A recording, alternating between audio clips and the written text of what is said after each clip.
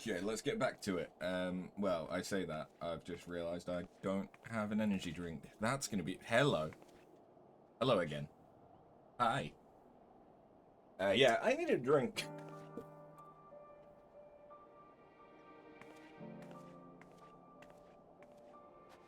But I forgot to put any of my energy drinks in the fridge. So we get lukewarm energy drink.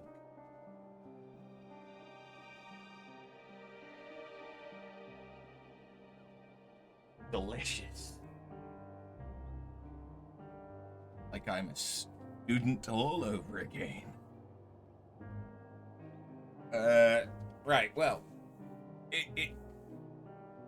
it's been like 12 hours since I finished yesterday's stream. I haven't done shit. So, yeah, there's nothing new to really go over. I am hoping that we can make some more progress in the MSQ. What I think I'm going to do is prioritize the MSQ, although I may take a detour to go back and unlock the custom deliveries in Shadowbringers. But I want to prioritize doing the MSQ over Bosnia because Bosnia gives Tombstones of Poetics, which I need for the Endwalker relics. But in order to get the Endwalker relics, not only do I need to finish Endwalker, I believe I also need to do all of the Hildebrand quests. We have done 0 Hildebrand quests. That's probably going to be a few hours in and of itself. Yeah. Okay, well, let's go.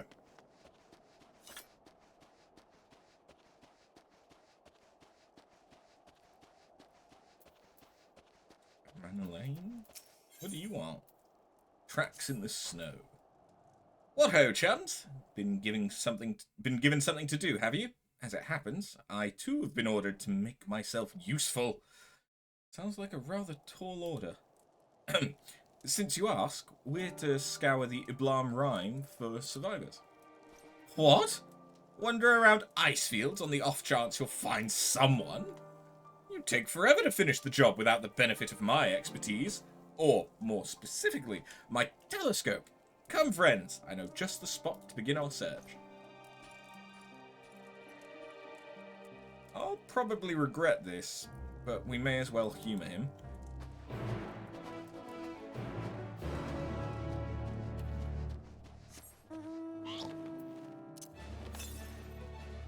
Oh, to the east. Well, that's where I'm going. That's convenient. It's almost like they deliberately place them in locations that you're going to go for the MSQ. Excuse me, I need to murder some yaks. One moment.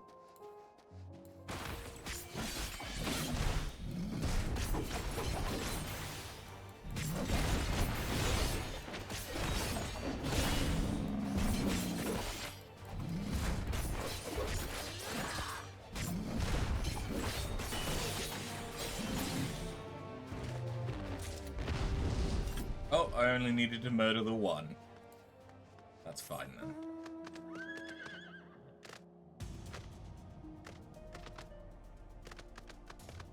The fact that it's night makes this place seem even more bleak. There was a thunderstorm earlier, whilst I was setting the stream up.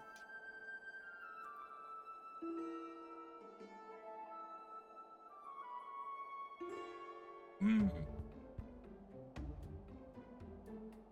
can barely taste anything because it's warm.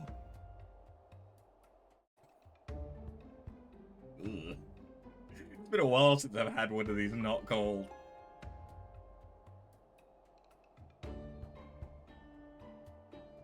Like, it tastes the same. But, like, half.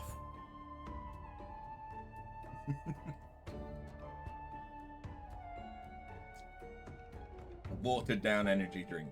Lovely. I spy with my little telescope a massive sheep thing? Or maybe it's a cow. Not what we're after, either way. Is that an ether current? Oh, no, just a wind sprite. Other than that, it's all snow, snow, snow. But lo! What do I see o'er yon hillock? There's no mistaking it. That's a girl! A survivor. Show me. Over there, behind that tree, looks like she's running from something, though surely not us. She wouldn't even know we're here unless she had a telescope like mine. All I can tell is that she's wearing a pale green dress. Rather fetching one at that.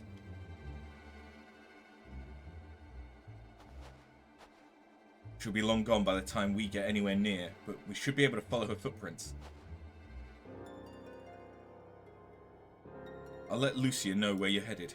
Oh, and take these warming tinctures with you. Poor girl must be chilled to the bone, if not on the verge of freezing to death. That's actually very thoughtful. Thank you, but won't you need some for yourself? No, I'll be fine. As a man of chivalry, my honour demands I do no less. And lest we forget, the very reason we are here is to protect those in need. Now go, and Godspeed.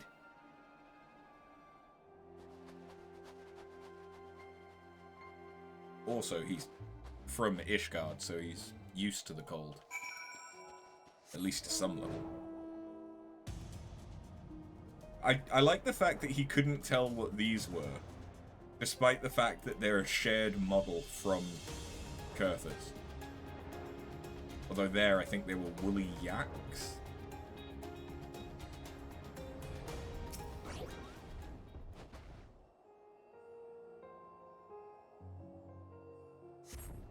Trail of fresh footprints lead east.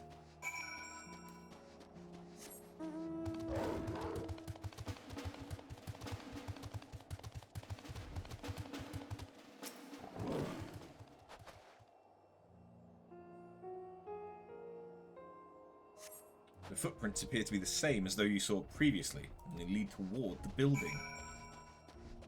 And Alizé and Alphina were already here, but I couldn't just talk to them because MacGuffins. We're getting closer, I'm sure of it. At first, we thought she'd gone inside the building, but the door doesn't look to have been opened in some time. She might still be nearby, so we'll keep looking around. Then again, it's also possible that she ran right past this place. Would you mind searching up ahead?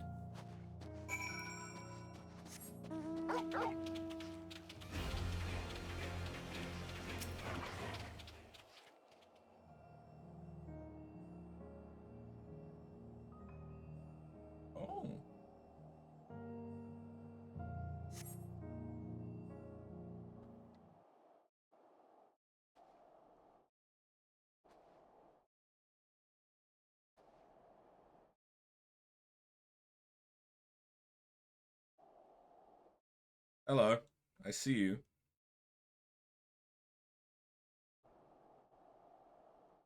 The girl in the green dress anxiously surveys her surroundings. I mean, she looks to be wearing, like, Sound of Music style dress. Were you to call out to her from this distance, it might attract wild beasts to your location. It would be safer to get closer first, but you must do so without drawing her attention. Yes, because that won't scare the shit out of her.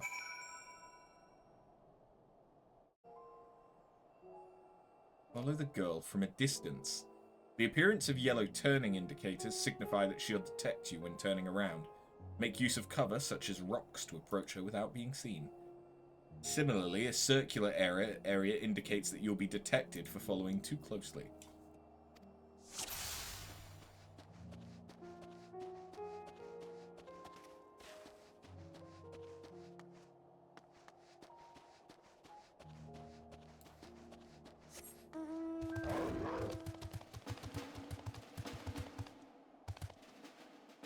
You can't see me. I'm so sneaky right now.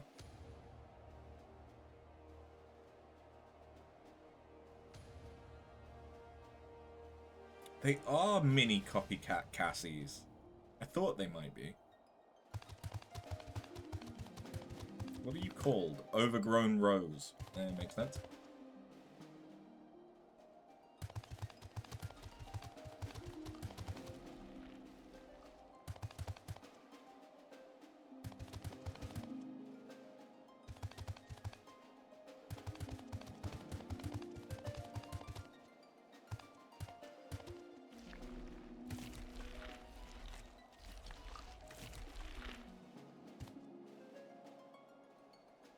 I'm so sneaky, you can't see anything. I am perfectly hidden.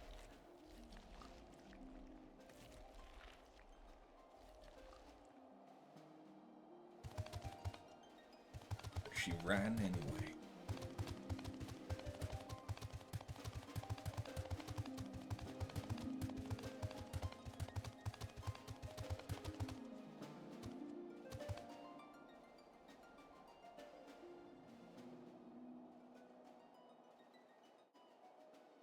Nothing to see.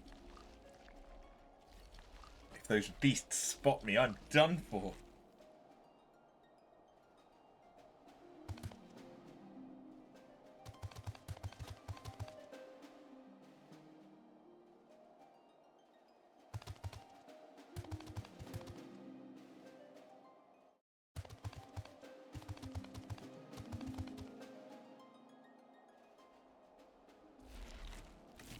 I was worried that one was going to aggro. Got to keep going. They're all depending on me. Ooh. Are there a bunch of people that haven't been tempered? Probably at that building up there.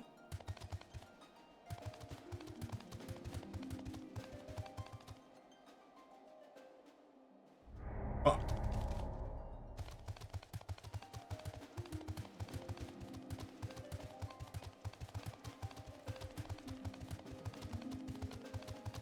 She really wanted to just keep turning around.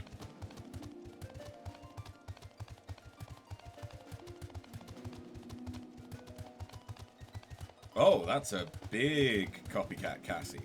Still not as big as actual Cassie, though. Heliogabulus. I'm probably not going to be able to kill you, so I'm not going to even try.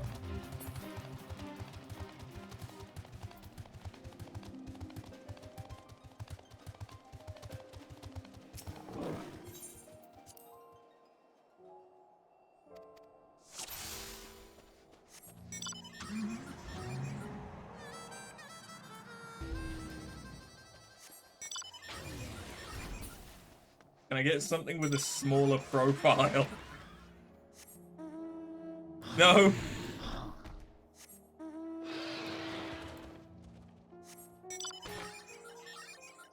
I mean, that kind of works. I'm just peeking out over the top of this rock.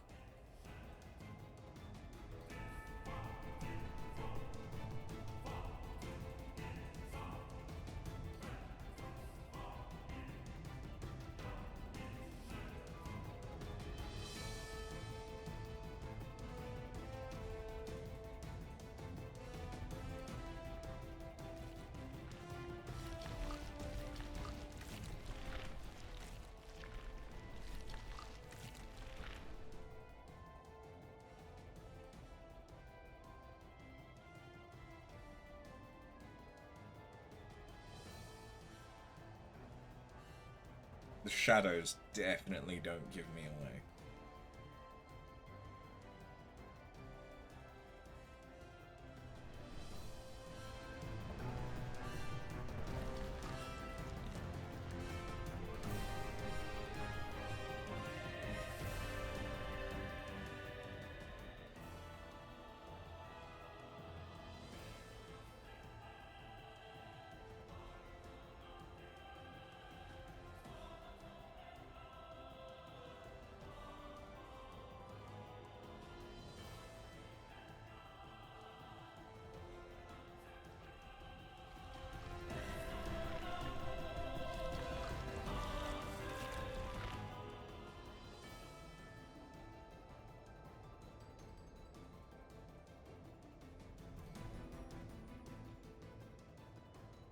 now where am I best to go? Probably behind that pillar.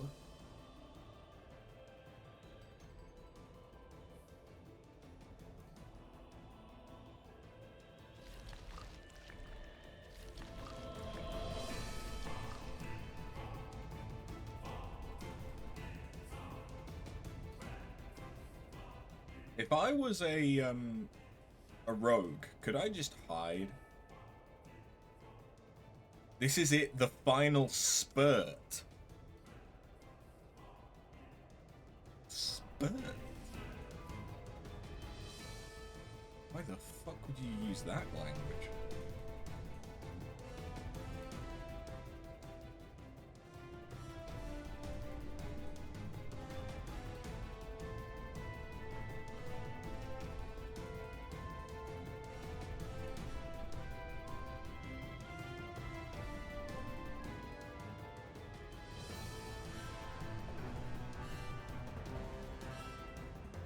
Wow, it's exactly where I thought it would be. Phew. Still in one piece.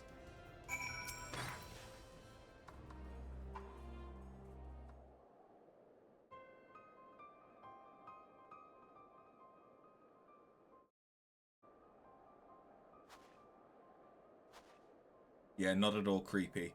Who are you? Stay back. This house is packed with explosives. Take another step and I'll blow this place sky high. Please, we just want to talk.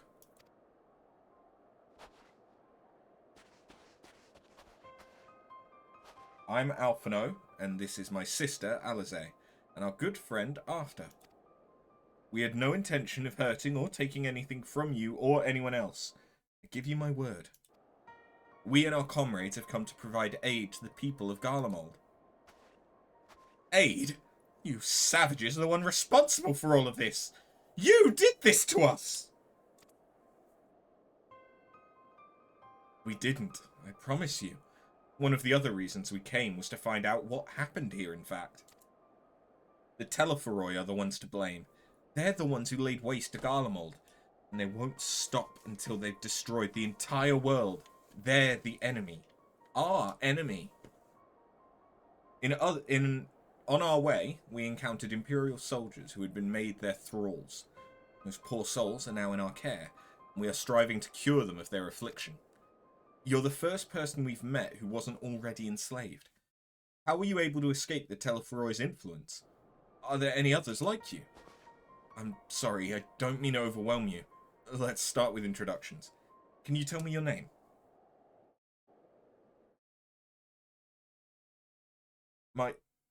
My name's Licinia.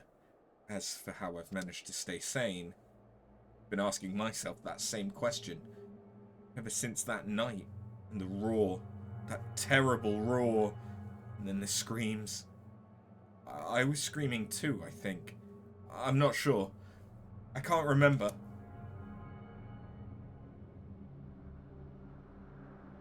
Then came the silence. Everything was still.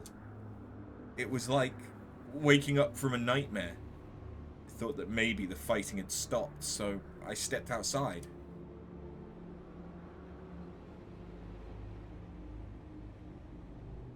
Your hells are real. I saw one that day.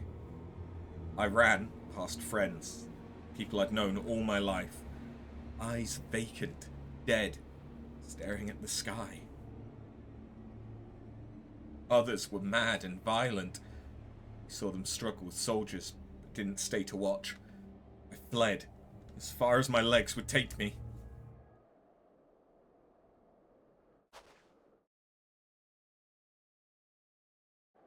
Do you have family here? Is this their home?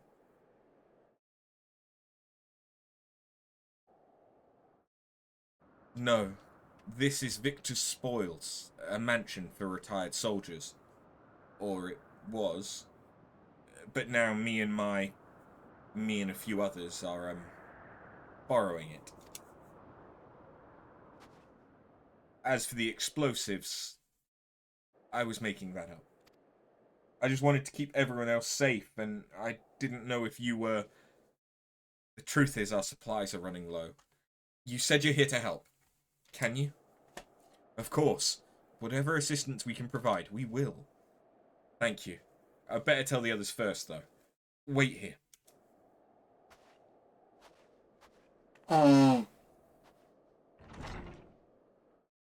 Apologies.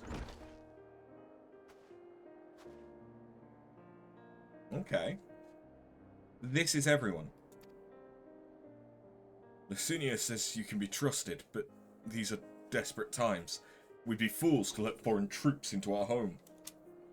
Having said that, were you to provide us with a means of heating the place, as a sign of goodwill, perhaps we could take you at your word.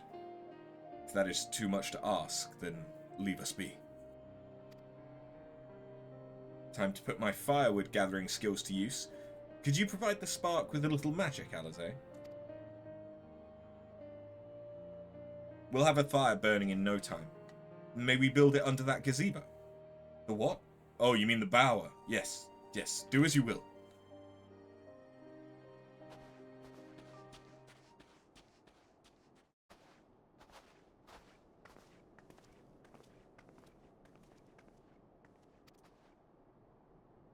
You okay, Lucinia?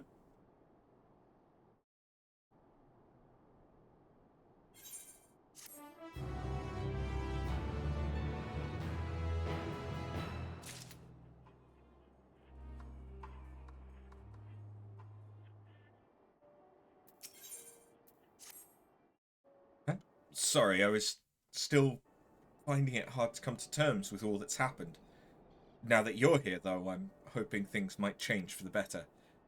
You know, I've worked up quite a sweat from all that running about, so I'll leave space around the fire for the others. As you can tell, they're in far worse state than me. We were planning to look for somewhere warmer or with more food. They're not going anywhere until we nurse them back to health, which I don't know how to do. Is there anything you can do to help them?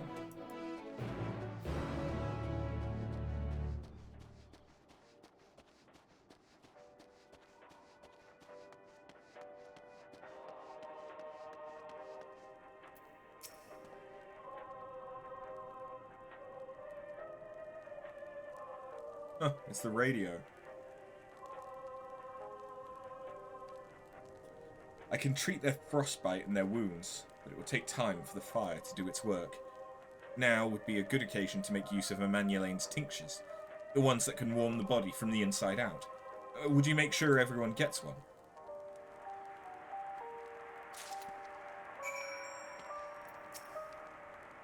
The numbness is beginning to subside, though I suspect once the fire dies, it will return with a vengeance.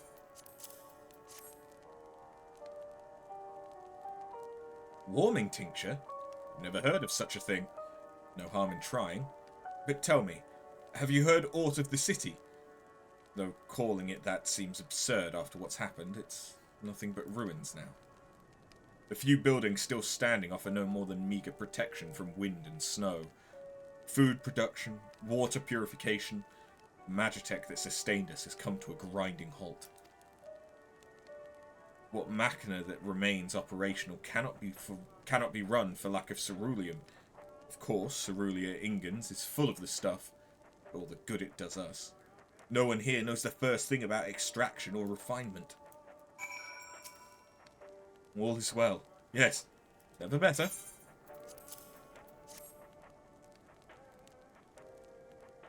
Oh, what sweet libation is this? Is it poisoned by any chance? Was a joke. If I laugh, 'tis that I may not weep. So said the poet. And alas, my tears would freeze on my cheek ere they fell.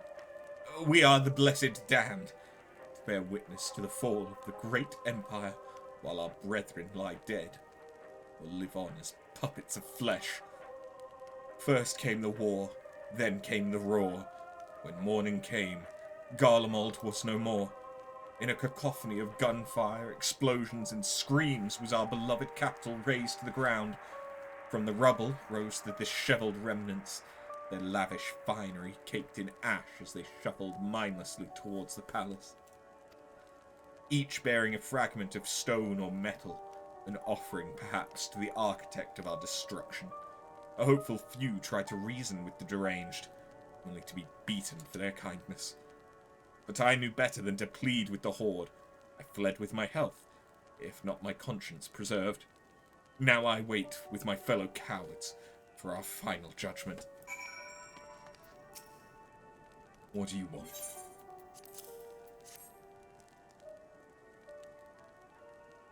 Tincture. May as well drink it, I suppose.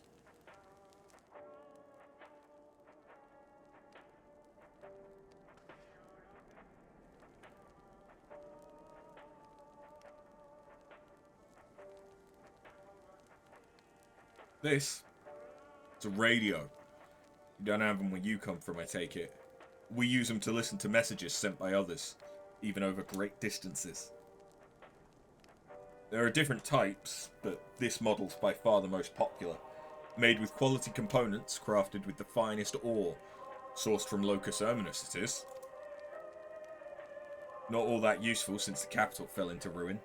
The people at the broadcasting station must have either fled or ended up like all the others. Because all we've been hearing is the same music, being played over and over again. Home beyond the horizon. An ode to the brave men and women sent to reclaim our ancestral home of Locus Terminus. We may have founded an empire in these frozen wastes. We always hoped to take back what was once ours. It is a solemn reminder that though we must suffer great hardship, better days will surely come. Despite everything, I believe that Emperor Varus yet lives, and he speaks to us through our radios. It was a cunning strategy, faking his murder. He must have foreseen this catastrophe and chosen to conceal himself, that he may one day make his triumphant return. Yes, I'm sure of it. Emperor Varus would not be defeated so easily.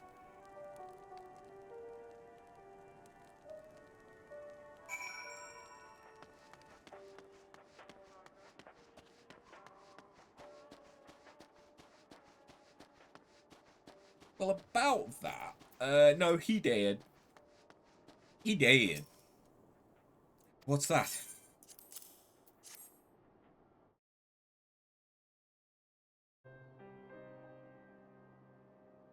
So this is what you gave the others? Thank you. I'll save it for later. Actually, I have a few things to ask you. Are you part of the group staying in Laterum? I saw Legatus Vergilia's troops heading toward the Magna Glacies a few days ago. Are they the ones you encountered?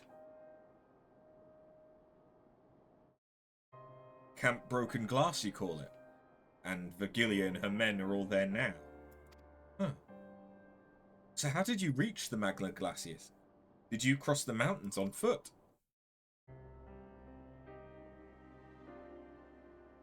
Yes. And there might be a way to... Licinia, where is everyone? Is something the matter?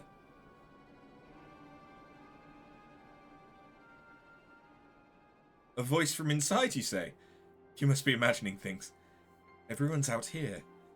Perhaps a baby Almasty has found its way into the house. Wouldn't be the first time. Without the soldiers to scare them off, wild animals have been roaming closer to the settlements. Some have been known to attack people too. I've just had an idea. If you and yours are strong enough to defeat a Legatus, surely a few beasts shouldn't pose a threat.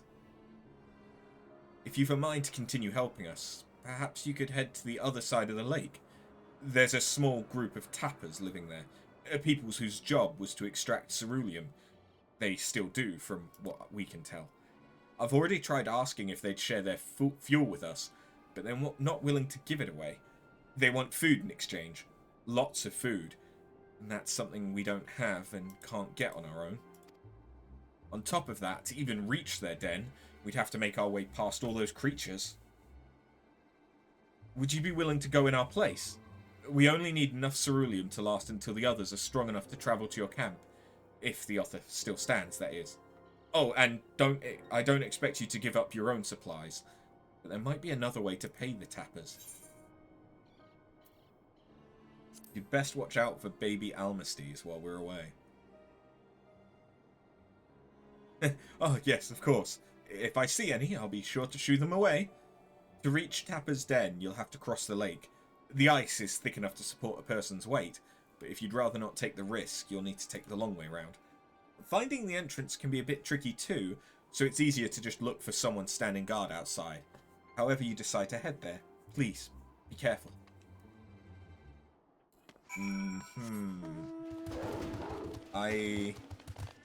I'm not sure how to feel about her. It's feeling a little War of the Worlds-y.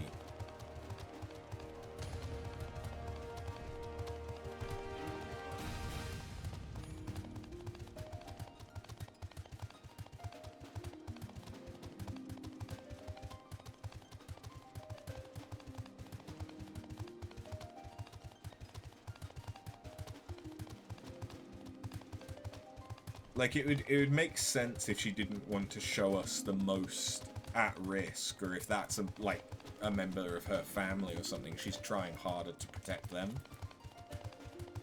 But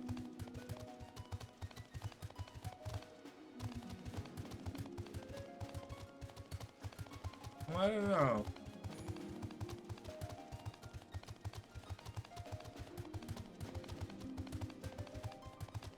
It kind of seems like she's trusting us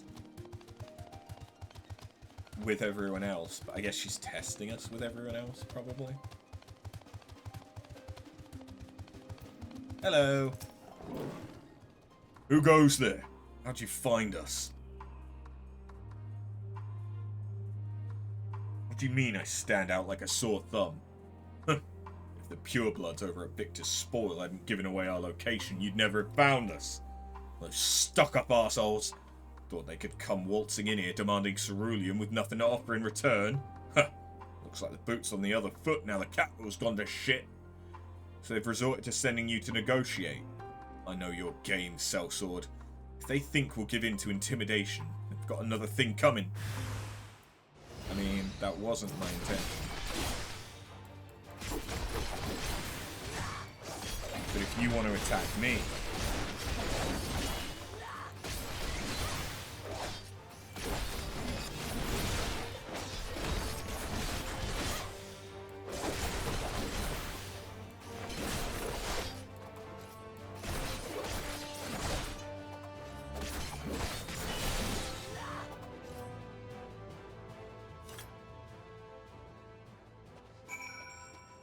Well, they're dead, apparently. There you are! Just after you left, Licinia asked me to go and catch up with you in case you needed a hand. Someone must have let slip that I've a little experience in transporting barrels of ceruleum. That means that it's just Alphino left. Uh-oh. So this is Tapper's Den. Well then, after you.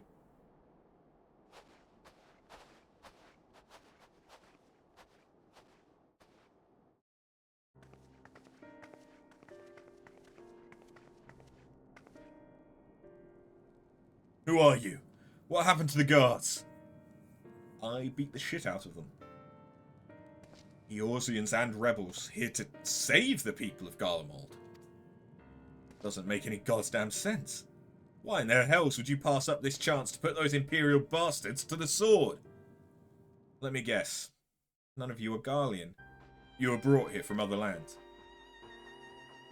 Gurabania, Yangshire, Bosnia, Dalmasca, to name but a few. Some dragged here against our wills, other fed bollocks about a better life, all to put to work to extract ceruleum. All given the esteemed title of Arn, placing us firmly on the bottom rung of the ladder. But the old hierarchy means nothing in the new Garlemald, says we. About the only thing that's escaped more or less unscathed is Cerulia Ingens, still sustaining us even with our paymasters out the picture. We hear you're experts in drawing up ceruleum from the bottom of the lake, but how can you do that if it's frozen over? Wouldn't you like to know? Trade secrets, I'm afraid. At any rate, it's not as if ceruleum's used for much these days, what with the city in ruins. We take enough to power our heaters and save the surplus for later, Though it helps stave off the cold, it does sod all about our hunger unless we can trade it. Speaking of which, be sure to tell your contingent we got cerulean by the barrelful. If they're interested, we'll exchange it for whatever provisions they're willing to spare. We can certainly ask, but if you're all free to go now, why carry on living here? Free to go? Where? Even if we managed to get back to our homelands, there'd be nothing left for us thanks to the Empire. And the knowledge and skills we've acquired working here would be practically useless outside of Garlemald. So we're staying for the time being. As long as there's need for cerulean, we'll find a way to get by, even if Garlemald as we know it's gone for good.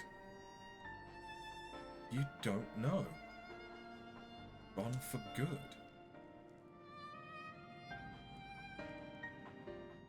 They don't know that we freed most of those regions. Regardless of what the Ilsabard contingent does for the people of Garlemald, the Empire itself is already a thing of the past. For many, that would be a cause for celebration, while for others, their whole way of life has been turned upside down.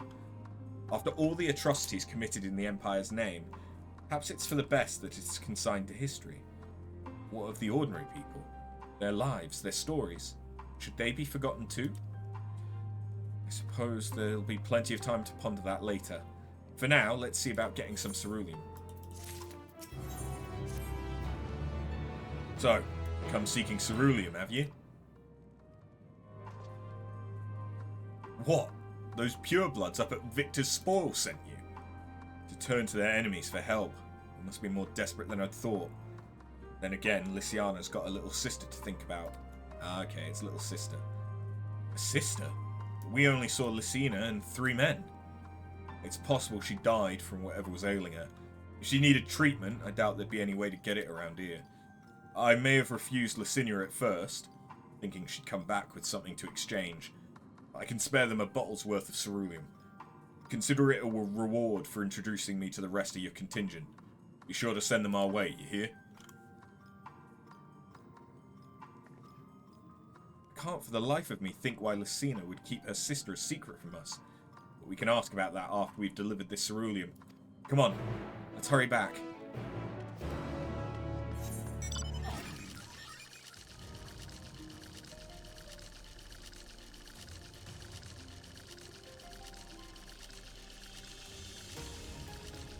Not Yeti. I can do that one.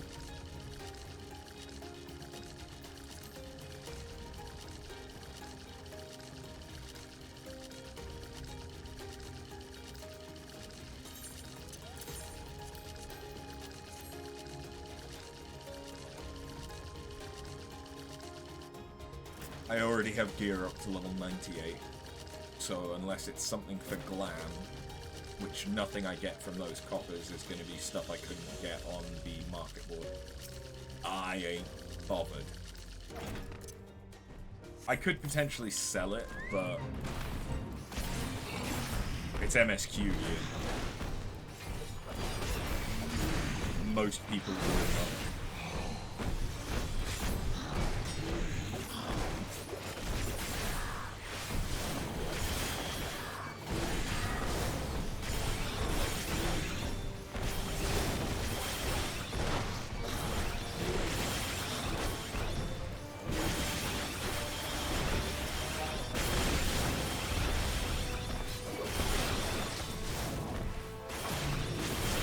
Okay, yeah, doing multi-target might not be the best way to go about it.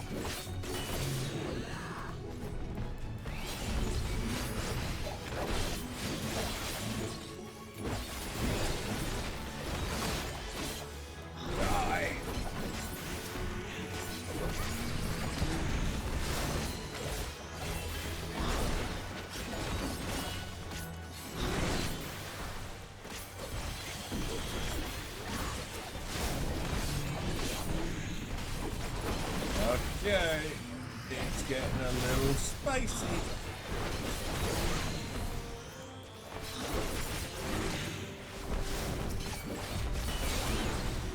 Never mind, we're fine.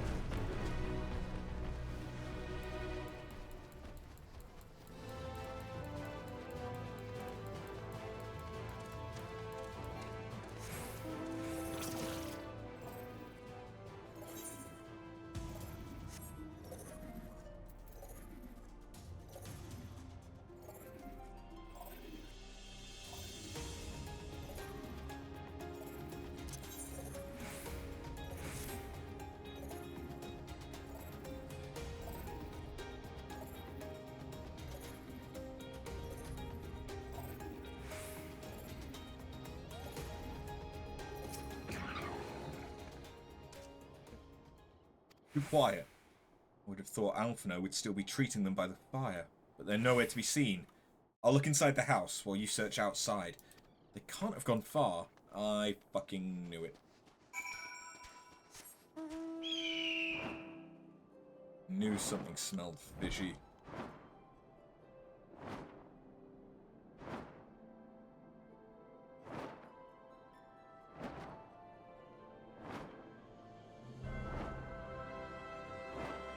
Wait, what? What happened?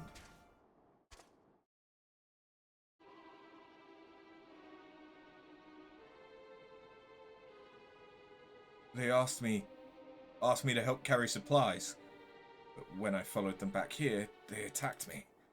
Caught me off guard, forced me to defend myself. I fear they fared rather worse than me. Can't fool us. We know what you're about. Vultures, that's what you are. Waiting in the wings for us to show weakness, then in you swoop. Here to help? What rot! All a ploy to make us lower our guard. Let you in. Put ourselves at your mercy. Put us in chains. Steal our lands. Get your revenge. You're wrong. It's not what any of us want. Save the arguments for later. We've got bigger problems. I found empty medicine bottles in a bed that was still warm. It's true. Licinia was hiding her sick sister inside the house. But now, there's no sign of either of them. Where are they? Where did they go? Away from you and yours. If you think I'll tell you, you're a fool. I'd never give up my own people. We're trying to help them, you idiot. Her sister's ill. The empty bottles prove it. So the medicine ran out, or she put it in her pockets to make it easier to carry. Or to avoid the sound of clinking glass. There are beasts everywhere. How could you let them go alone?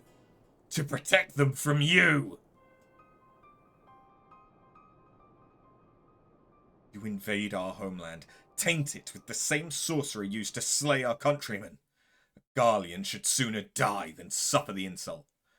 Better for them to flee, keep their purity intact than be corrupted by your vile magics. We were waiting for a chance to free them since the moment you arrived.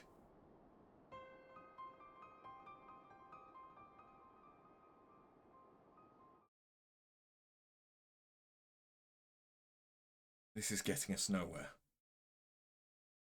I cannot say how Licinia and her sister will react when we find them, but find them we must. Go on without me, both of you. First need to tend to my injuries, and theirs. I'll join you in the search after. Alright. Be careful. We'll do our best to find them quickly. There's only one path out of here, so that's where we'll start.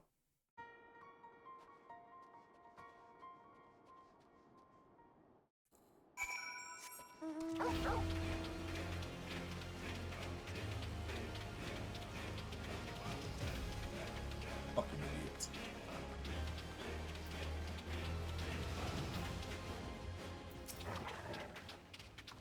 Two sets of fresh footprints. Young women, judging by the size. This is definitely them. Come on.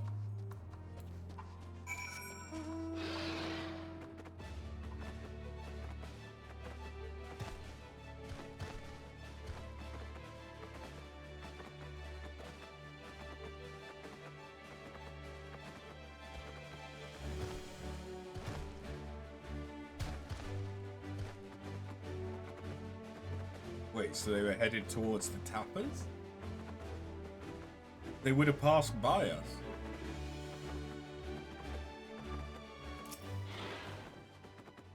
Trail stops at the frozen lake. Perhaps they chose this route so as not to leave footprints. Fuck my words. Can't think of any other reason. Look at this place. It's crawling with beasts. I can only imagine how hard it must be for her ailing sister to cross the ice. We could really do with Alphino's help, but we can't afford to wait for him. Let's split up and look for clues.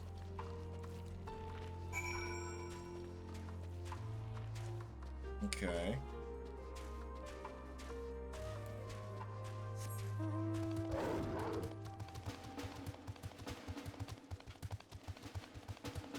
Piece of paper.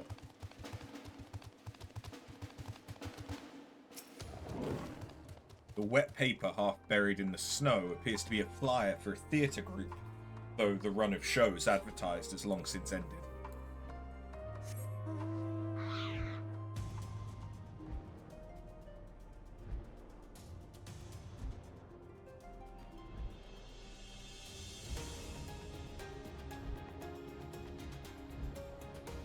Blood.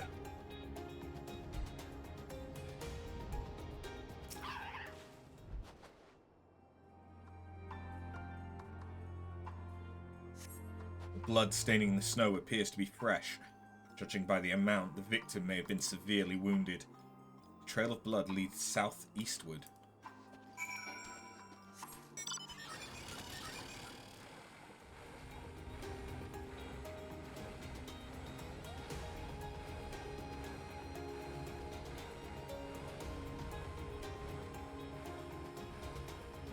Well, we found them. God knows where they thought they were going. Unless this is used for medicine. Maybe? It looks almost like some kind of foxglove. It kinda is, yeah. Two bodies are already cold.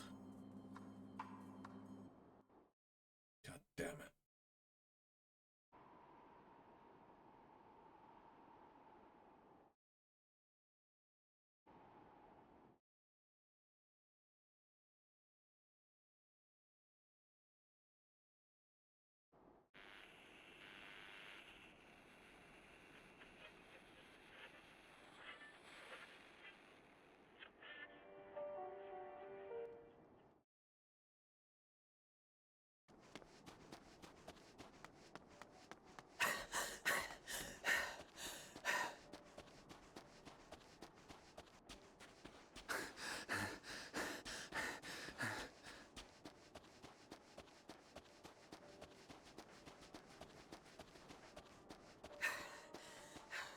Blood trail. We found one. They were attacked.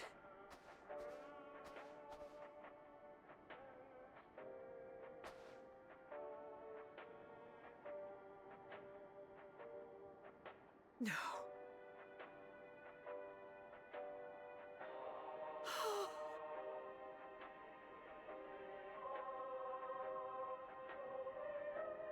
Why? Why wouldn't they?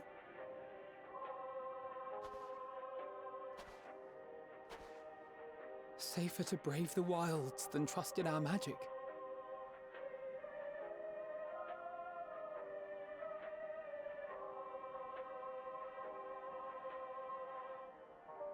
We should have... I should have...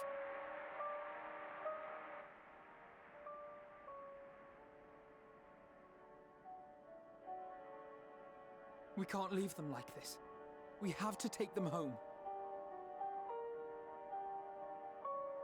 Then the others will assume What we if we're killed only them. making it worse?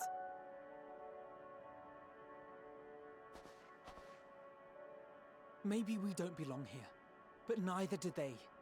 Not out here in the wind and the cold.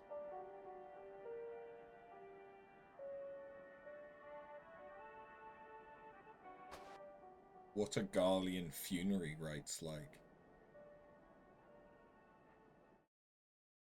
I can imagine they probably do... Hello.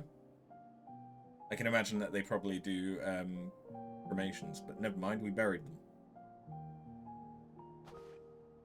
I heard the story. about Varus's voice from beyond the grave?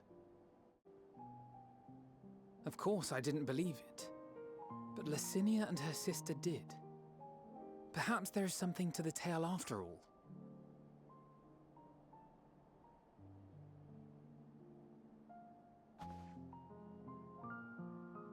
I want to understand. So I'm going to borrow this for a while, if that's all right. You had every reason not to trust us. We came as trespassers, invaders. But I pray that in time, we will be more than that to you. That we will find a way to help your loved ones. And see that no more children are left to freeze alone in the snow.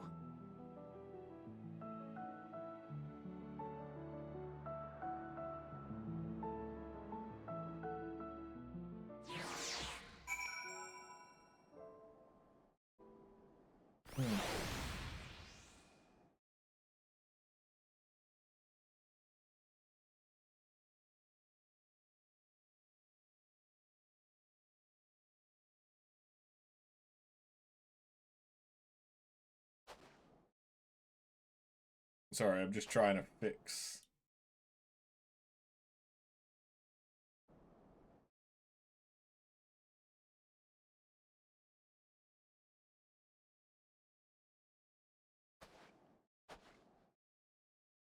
the green screen. There we go. I need to find probably an extra bit of cloth to put behind the green screen that will block the light coming, because there's a window behind me. So I don't want to put like a blackout film on the window. Blackout curtain could work, but it's also a faff. So I already have like hooks that the green screen fabric is hanging off of. So if I just put another layer of fabric there, that will probably do it if I make sure that it's a dark cloth. I just need to try and dig out where the old green screen screens are. I don't remember where I've put them. I assume I still have them. I don't think I would have thrown them away.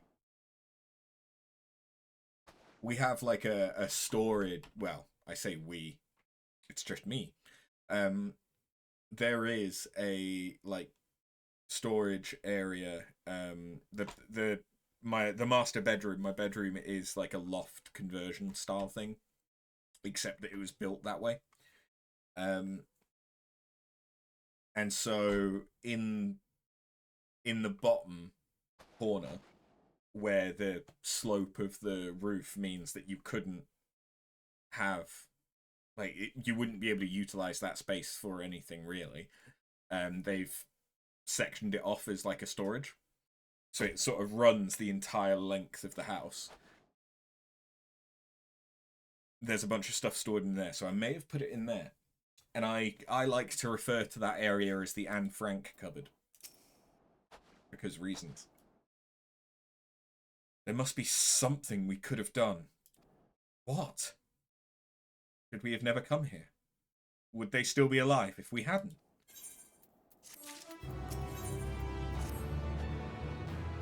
We've already caused enough harm here. Let us return to the camp before we cause any more. As for those others inside the house, we should send someone to take care of them. Someone who isn't us. All we can do for now is make our report to Lucia and do everything in our power to prevent further tragedy. So let us linger here no more. Come.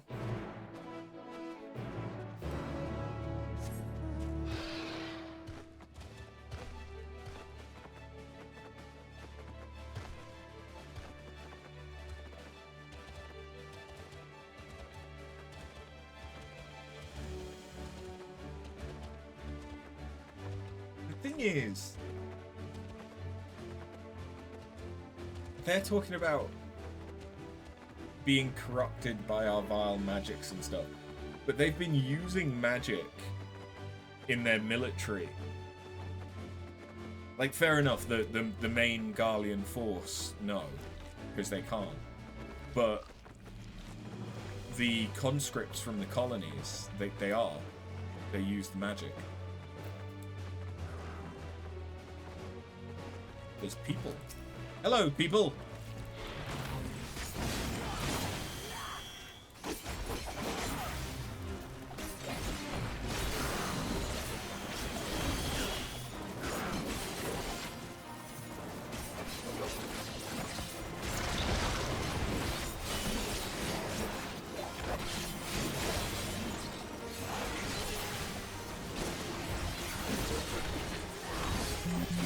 Oh, crash message. Love that for me.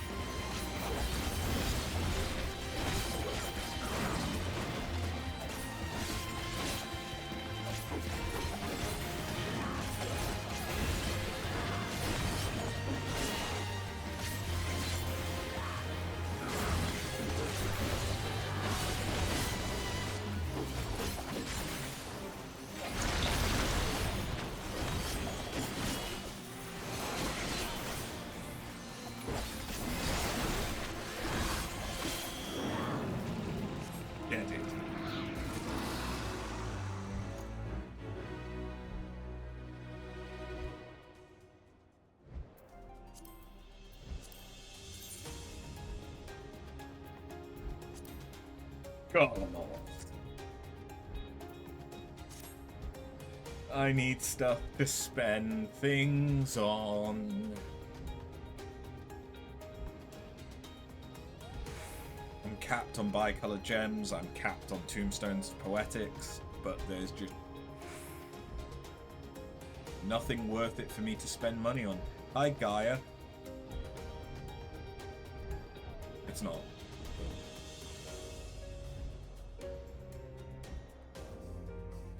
I think that was the Gaia set. If not, it looked like it was. I could have teleported here. But if I had, I wouldn't have gotten the fate.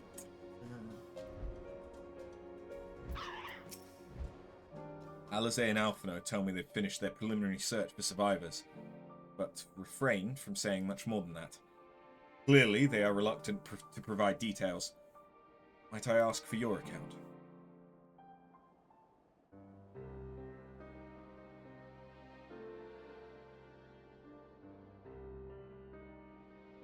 Thank you for your report. We shall inform the troops of these developments and instruct them to proceed with the utmost caution should they encounter any survivors. Allow me to go and speak with the ones at the victor's spoils. They may be more willing to listen to a fellow Garlean and accept our offer of assistance. I pray you are right. And though I am loath to burden you any further, should there be an appropriate occasion to speak of Licinia and her sister, please do so.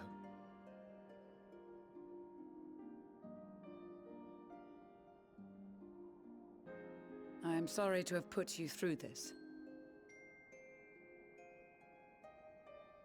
My distress is nothing compared to their suffering.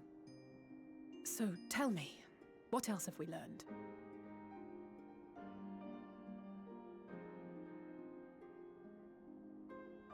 As you may have already heard, we have succeeded in curing the members of the Populares, Maxima identified. They have provided us with some intriguing insights into the current state of Garlemald.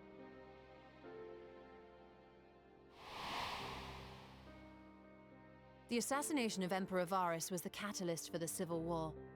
Nerva declared his claim to the throne, and his opponents refused to recognize it. Fighting broke out in the capital, where Nerva's Third Legion clashed with the First, who remained loyal to Varus even after his death. Of course, even Imperial warmongers would balk at the idea of turning their shining city into a battleground. Like burning down the wood to spite the wasps. Neither side would be so mad.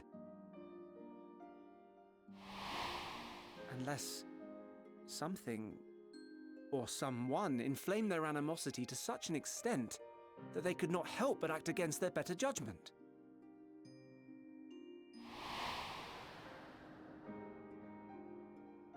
It brings to mind events at the Gimlet Dark, does it not? The Emperor's sudden withdrawal from the front lines, specifically. Nerva and his father, Titus, Varus's then political rival, took advantage of rumors that Crown Prince Xenos had been possessed by a demon. Elidibus, what better way to disparage your enemies than with the truth, or a close enough approximation? Indeed. But before their accusations could be substantiated, many of Titus's followers were silenced. While some were merely stripped of their status, others died under curious circumstances. One after another, suddenly and suspiciously. Again, Elidibus. Like as not, he had a hand in it. No evidence was found to implicate Varus, certainly. Nevertheless, Titus, Nerva, and the Third Legion would have judged it a brazen attempt by the Emperor to rid himself of his political enemies. And then, in the midst of this growing turmoil, Varus Sosgalvis is murdered.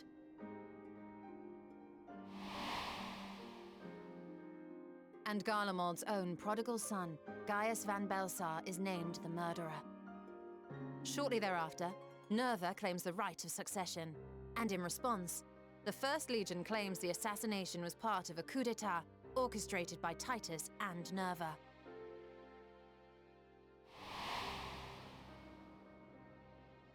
So no one is at fault, and everyone else is to blame. I should add that both parties received substantial financial backing, presumably to provide them with the means and encouragement to pursue a swift victory, and that these contributions came from the self-same benefactor. I'd heard House Brutus had been filling the Third Legion's coffers, but the First as well. It would seem so. Though the Populares determined that the First Legion received funds from a variety of organizations, all had connections to House Brutus. So Fandaniel, in the guise of Asahi, was playing both sides against each other the entire time.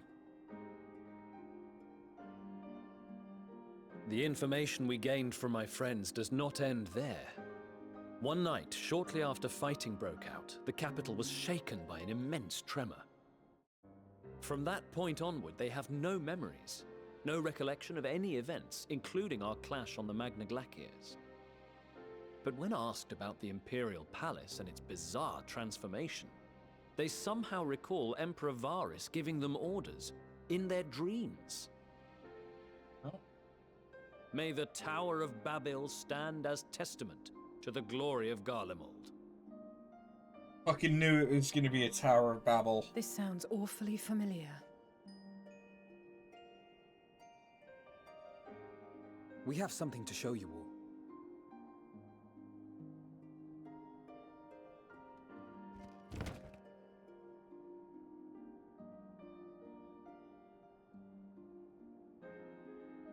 Varus spoke to them through this radio. Perhaps it was a recording, but if not, that would be inexplicable.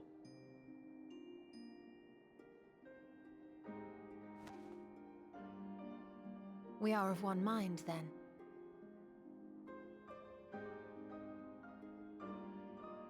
The ether that permeates the ore used in this device is almost identical to that of the talismans. I see it. While it is likely more by coincidence than design, these devices might also ward against a primal's influence. A Oh. picture is beginning to form. If the tremor felt throughout Garlemald was a wave of ether emitted by a primal, then while those within range would have been tempered, those huddled around a radio desperate for news concerning the Civil War would have been spared.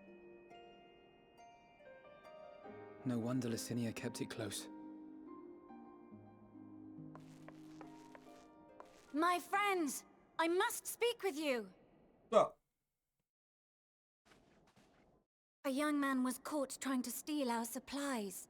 He is a soldier of the Iron Men, we think, but one who has not been made thrall. Thankfully, Magni restrained him before blood was spilled. The stranger is outside, if you wish to ask him questions. I think we do.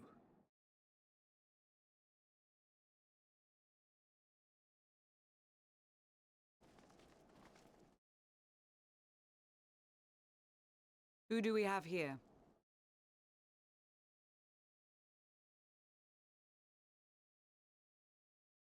Garleans? Traitors to your homeland! Have you no shame?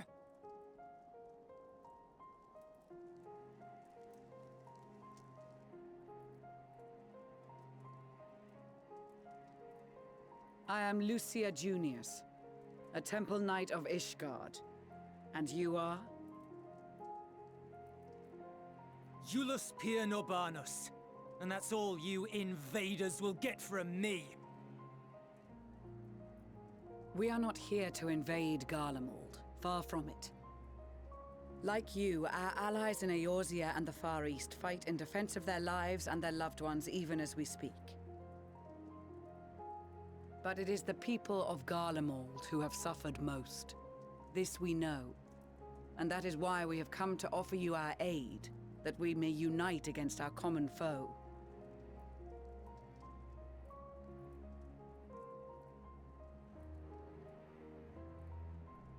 Whether you believe me or not, those are the facts.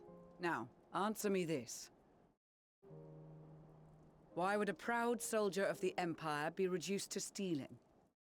The situation must be dire indeed for you to go to such lengths.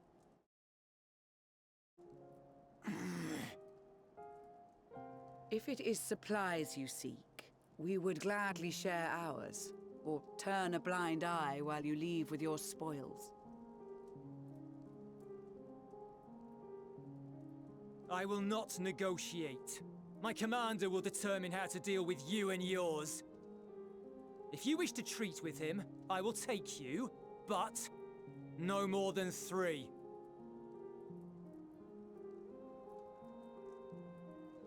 I don't much like the sound of that. But if we do accept his proposal, I suggest the 2 of us and...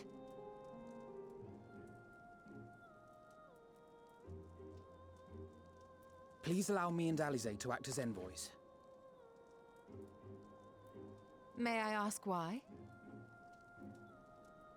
We have seen with our own eyes the hardships the Garleans face. How their futures and lives hang in the balance. It's not the warmest invitation, but it's an opportunity to prove our intentions true. Maybe not a chance to make things right, but a chance to make them better. what would your mother say if I let you 2 go by yourselves?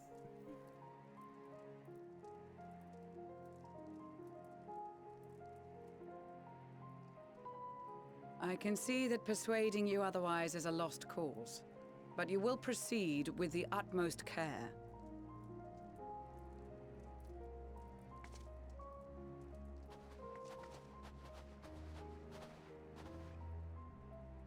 A couple of children and what? A sellsword? Is this an insult? Not in the least. You will find that they are more than qualified to speak on our behalf. There are many dangers on the road ahead. I will need that back.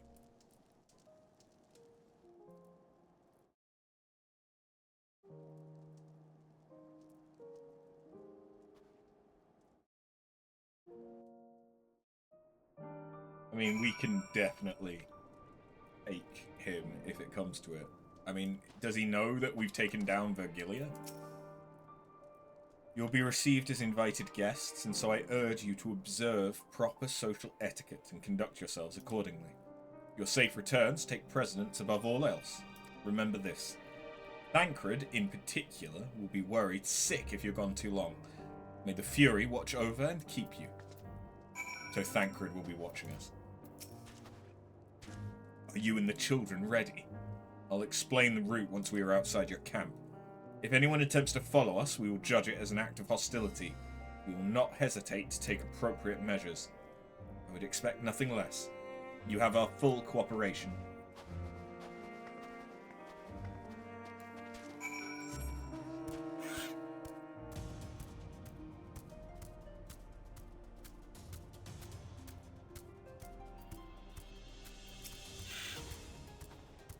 Alright, this is far enough. Listen carefully. We head over that hill, then follow the road until we reach Liminal Station 4. Children in the lead. I want you where I can see you. We do have names, you know. I'm Alizé and he's Alphino. And last but not least, there's After. After? Where have I heard that before? No matter. Alphino and Alizé will watch the road ahead, while we bring up the rear. Wasn't lying about there being many dangers, so you're to run, not saunter, run toward the station. You even think about going for your weapon, the deal's off. Should any creatures bar the way, we go around them.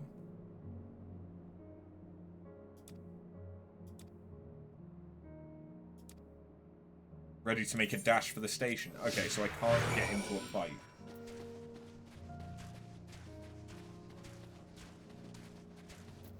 Well, you know a way to make that a hell of a lot easier. Make it so that things can't aggro.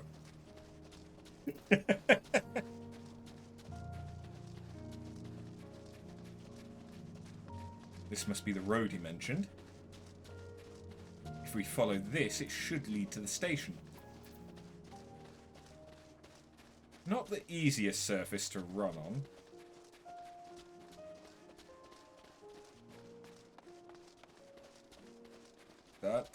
That seems like a really big one. No, it's just a normal. Maybe it just seems bigger because it's high up.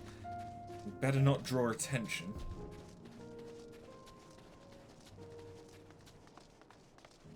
That's the station, I presume.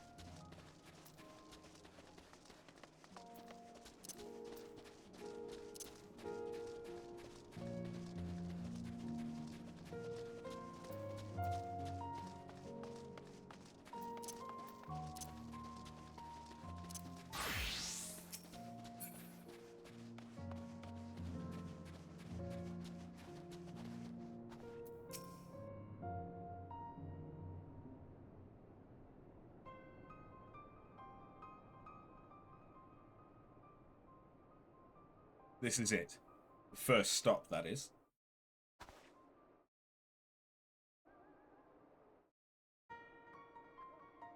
Good. Looks like your friends know better than to follow us. Are these your headquarters? No. We're stopping here so I can check for pursuers. Since it appears you've kept your side of the bargain, we can carry on.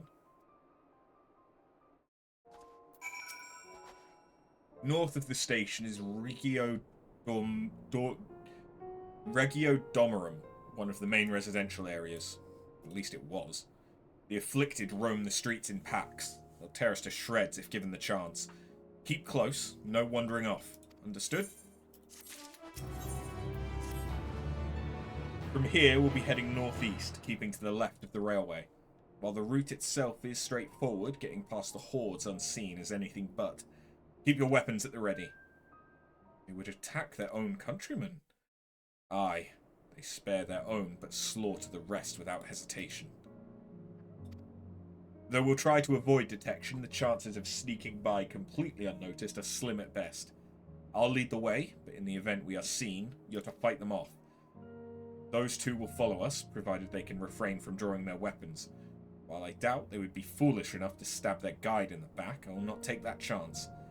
With that said, let us proceed.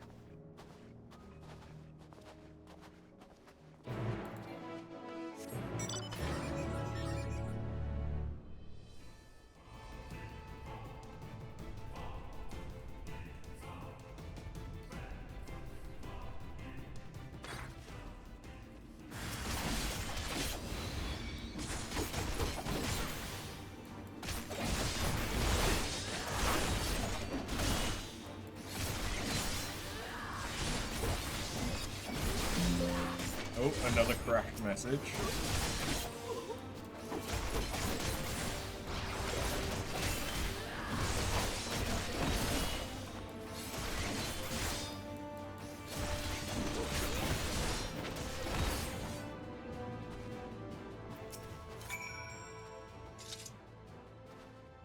See why your comrades chose you. Euless, our contingent has a cure for the afflicted, or tempered as we call them. Your people would need to be taken into custody that we may administer the treatment, but they would eventually regain their sanity. Is that so? For all I know, your treatment would simply force them to forsake one master for another. As far as I and my legion are concerned, they are no longer our people. They're beyond saving. Those who thought differently and tried to reason with them were butchered for their bleeding hearts. Come, we have to keep moving. I mean, it doesn't change the fact that we do actually have a method. But okay, we've got a train that looks like it could be Snowpiercer.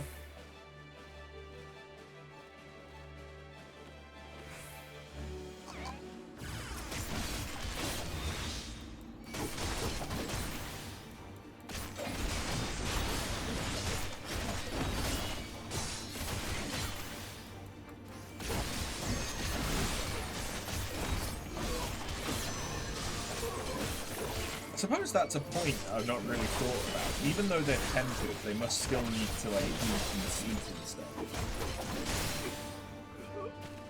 So they must still have some resources. Looks like we're not being followed. We'll continue onward.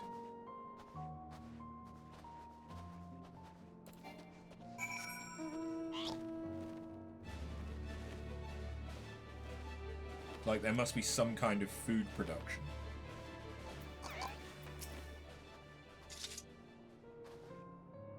I meant what I said. These people deserve only death.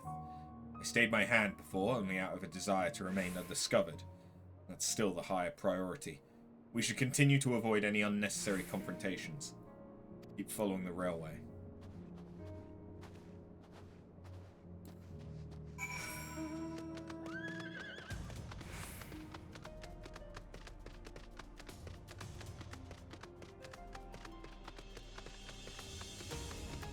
Except I could cut across here.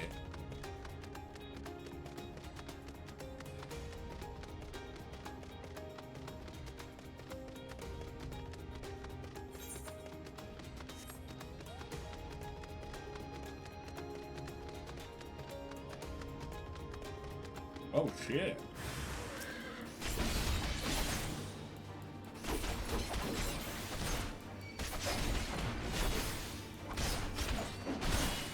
These aren't just tempered, these have been corrupted. Presumably by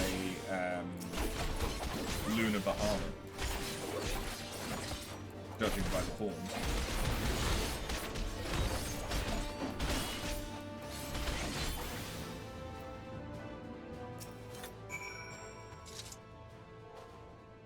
Look at what they've become.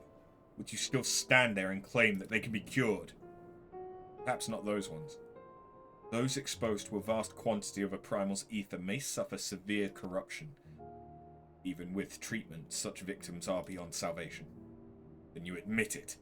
Now that you've seen these monstrosities for yourself, perhaps you'll think twice before speaking of a cure. I mean, it doesn't change the fact that the other groups that we came across we could have done something for.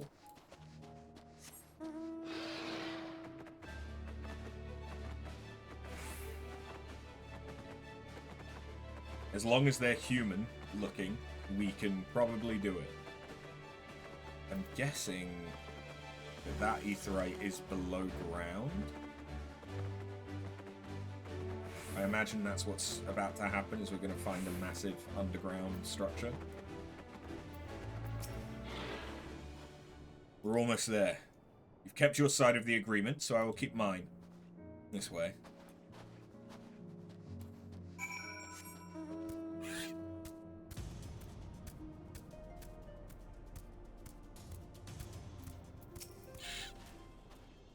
This is Tertium, one of Garlemald's largest stations. Now serves as our headquarters. I've already sent the twins ahead. I'll be with you soon, so wait for me at the bottom of the stairs.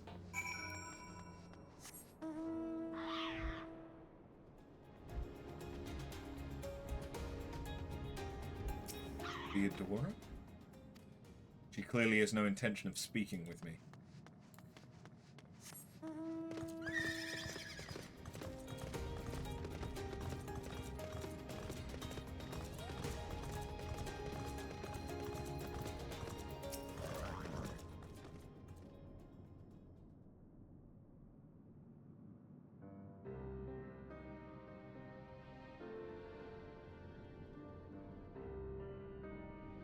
Train station.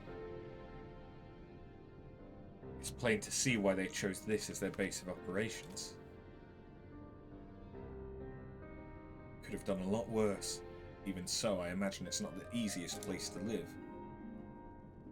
Indeed, as if Julius was willing to make the perilous journey to Camp Broken Glass in search of food. Their own supplies must be all but exhausted. They may be shielded from the wind and snow, but it's still bitterly cold. Much like Victor's spoils, it must be a constant struggle to keep their people warm. Lower your voices. While you may be here as my guests, the others will not take kindly to your presence. My commander's in the locomotive over there.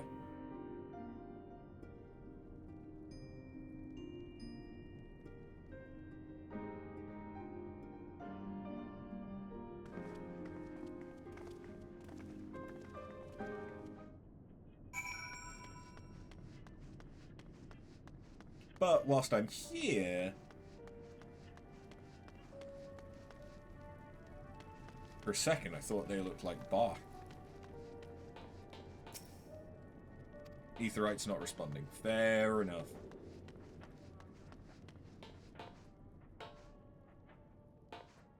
Imposing commander. Wearing the Lord's order, sir.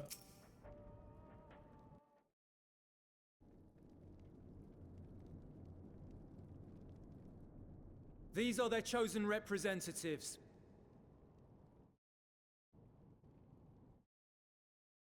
Very well. Let us hear what they have to say. Yes, sir.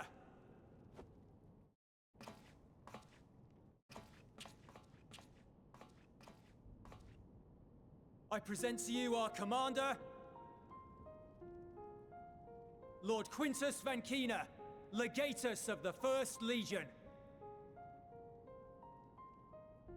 The first? I had no idea you had survived.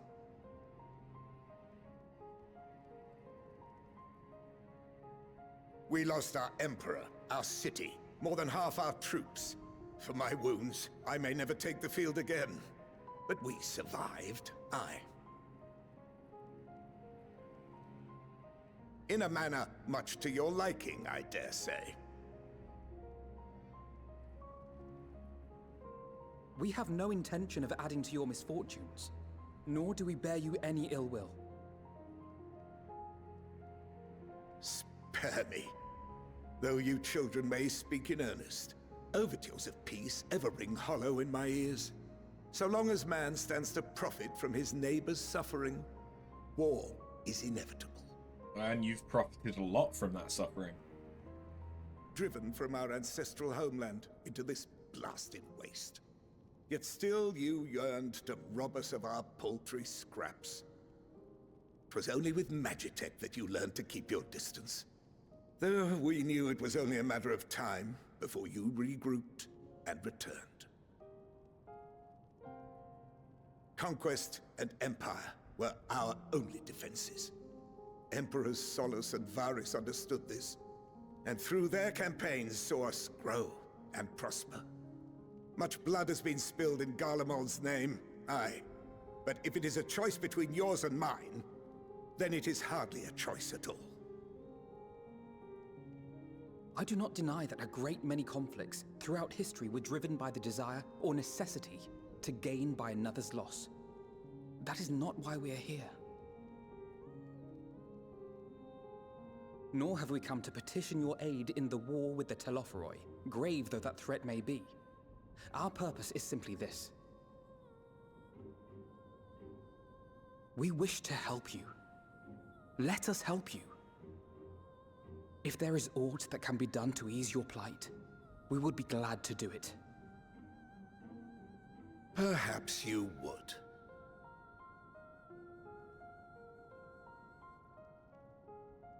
What do you But have to regardless stand of to the lose? ideals you espouse, your leaders would not send an army into Garlemald if they did not stand to benefit.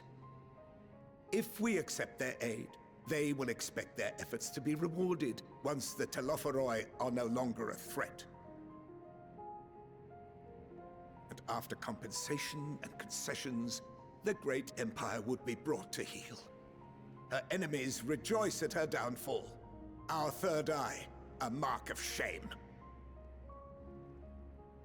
We won't stand idly by and let your people be humiliated. And we're not alone in that.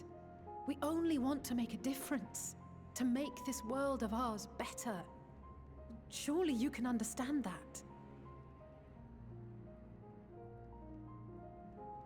What I'm trying to say is, there are so many people who just don't care about making you suffer.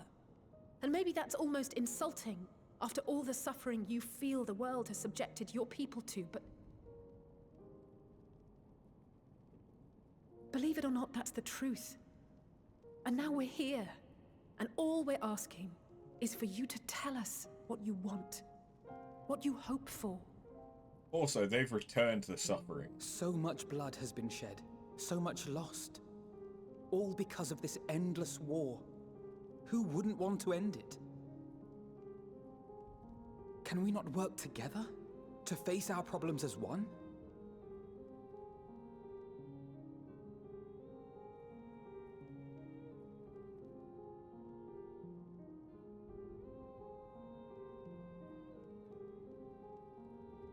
Answer me this, young peacemakers. If a world without conflict is your desire, why reject the unity and prosperity of Garlemald? Is it because we do not share your faith? That we do not share your heritage? That our ideals and virtues differ? That we cherish and hold in the highest that which you do not? How about that you subjugate people? Disparity is the root of discord, and peace built on compromise is flawed and fleeting. Happiness for one and all is a dream, and the reality is that to the victor go the spoils. That is why we Garleans will never submit nor surrender. For freedom and for pride, we will remain true to ourselves until the bitter end. That is my hope. So you would see Garlemald fall for your pride? It seems there is nothing more to say on the matter.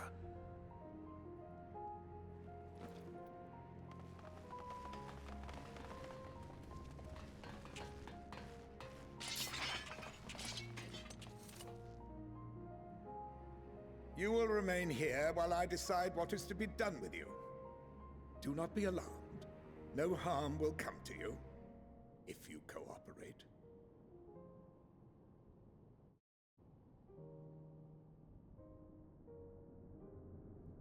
We will not resist. However, as your guests, I ask that we be allowed to speak with the other members of your group. As you wish. I had no intention of locking you up, as by dawn you would be frozen stiff and you're no good to me dead. You are free to move about the encampment, but there is one condition. Collar them. Pinky.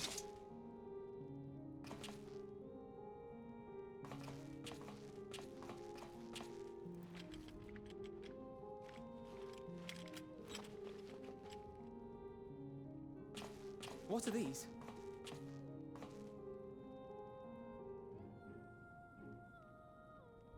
Incentive. You'll be watched at all times. Stray too far or act suspiciously, and we will administer a rather painful shock. Stop. Keep away from that one.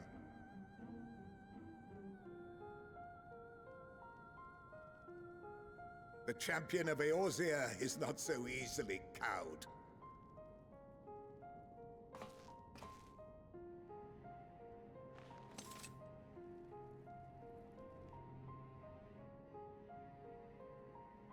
Even if she allowed herself to be collared, the shock would be no more than an itch. No. If she refuses to obey, we will activate the twins' restraints instead. Well, that is smarter than doing it on me. You needn't worry about us. We'll forget we're even wearing them soon enough.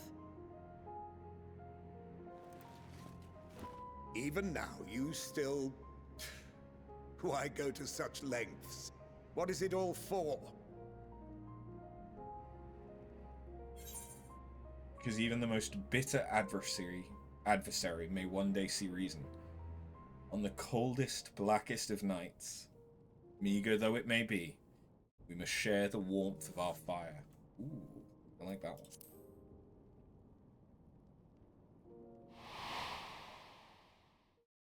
Oh, poor chiffon.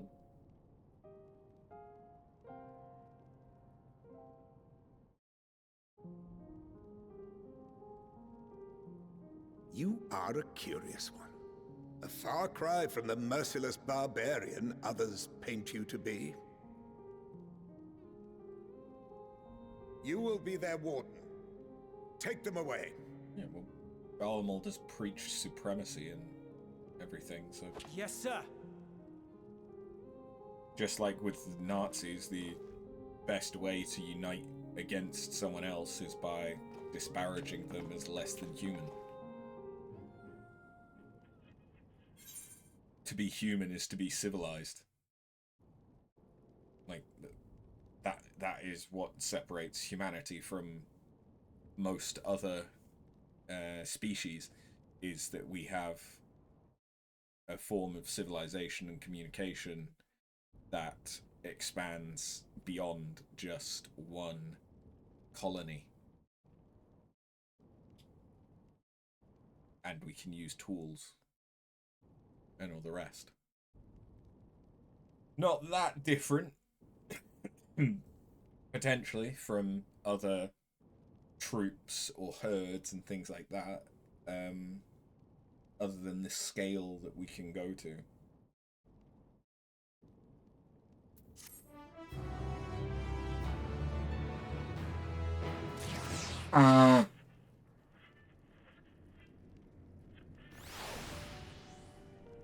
Can I now activate the Aetheryte? Probably not. Nope. Makes sense. I am, however, going to quickly restart the game because I had a couple of error messages. Basically, if I don't manually close and restart it, the game will decide for me. And that could be at a significantly more awkward point.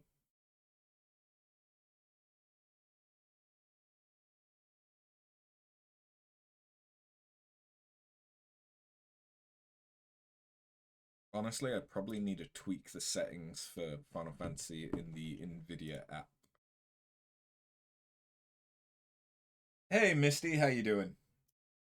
I'm not sure you should be calling me Daddy. There's many, many things that I am. I'm not sure Daddy is one of them. At least not at the minute.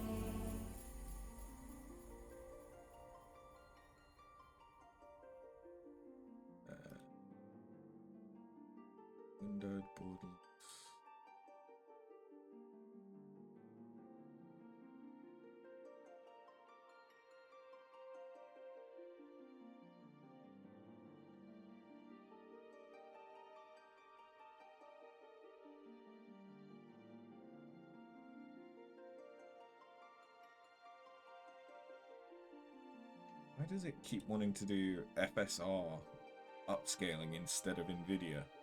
Through the NVIDIA app when I have an NVIDIA graphics card. FSR is AMD.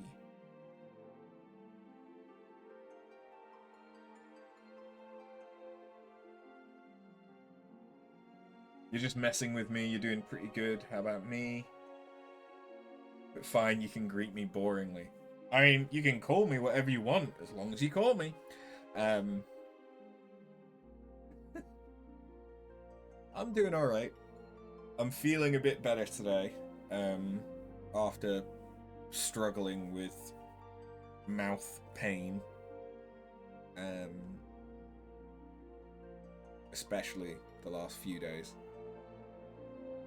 That seems to be calming down, so I'm hoping that the ulcer or whatever... I've got like a cut or an ulcer or something right on the flesh at the opening of my jaw. It's like right on sort of the hinge that rubs against one of my back molar teeth. So basically it just means it was very, very painful to open my mouth. Like, I can still feel it doing that, but it's not as painful as it was. Which made it difficult to eat, difficult to talk. Well, painful to do either. Too much. But yeah, it's been kind of miserable. And then, like, when I was brushing my teeth, it would make that area much, much more painful because as part of brushing it, I would brush that area and aggravate the ulcer or cut or whatever it is that it's been. I mean, if it were a cut, it would have most likely developed into an ulcer anyway. So then I struggled sleeping and stuff because the increased blood flow as well from being prone. I didn't sleep very much the night before last. Last night was fine, thankfully, but the night before last I barely slept. It fucking sucked, man. Have I been to the dentist or any other doctor? Not for that, because it didn't feel like an infection. There's no swelling.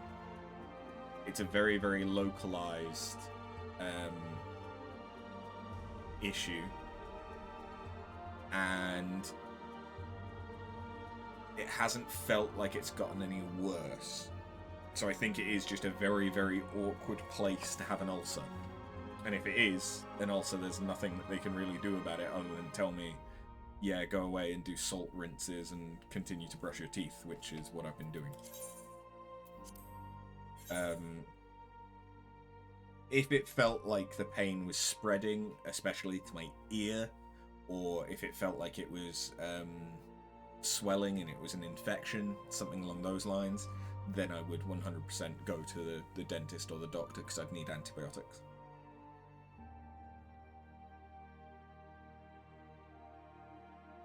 But it just seems like it's been an unfortunate situation, which has probably come about from stress because of stuff going on with my teeth anyway.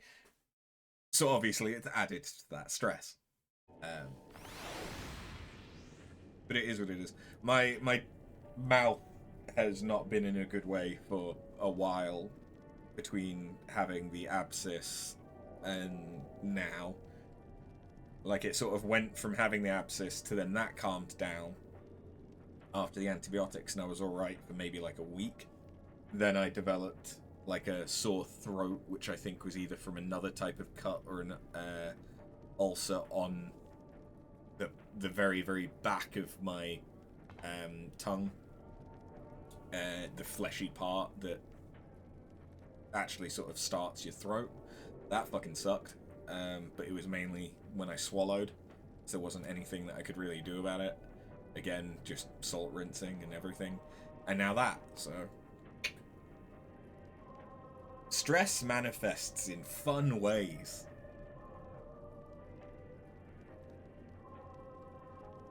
You know you can reach out to me and I'll make your stress go away with my poor sense of humor. It's mainly stressing about my teeth because I've got the upcoming endodontist appointments to reattempt the root canal on this tooth, which I have no issues with, despite the fact that it's the one that had the abscess and stuff. I've had no issues with, other than the fact that I don't have a complete tooth there. So there's like a crevice that whenever I eat, because I have to eat on this side because this side is uncomfortable, food gets compacted in there, which is a little bit annoying. But yeah, otherwise, like, there's no pain on that side, so it's fine. It is just now I've developed issues on this side of my face as well, and probably need another root canal, which is probably also going to have to go through the specialist, which means that's going to be another at least £900, which, while I can afford, it's kind of like just, and then I still have 2 bathrooms that I need to get redone in the house. So yeah, that's like another 1,500, and I can't afford that as well as the teeth thing.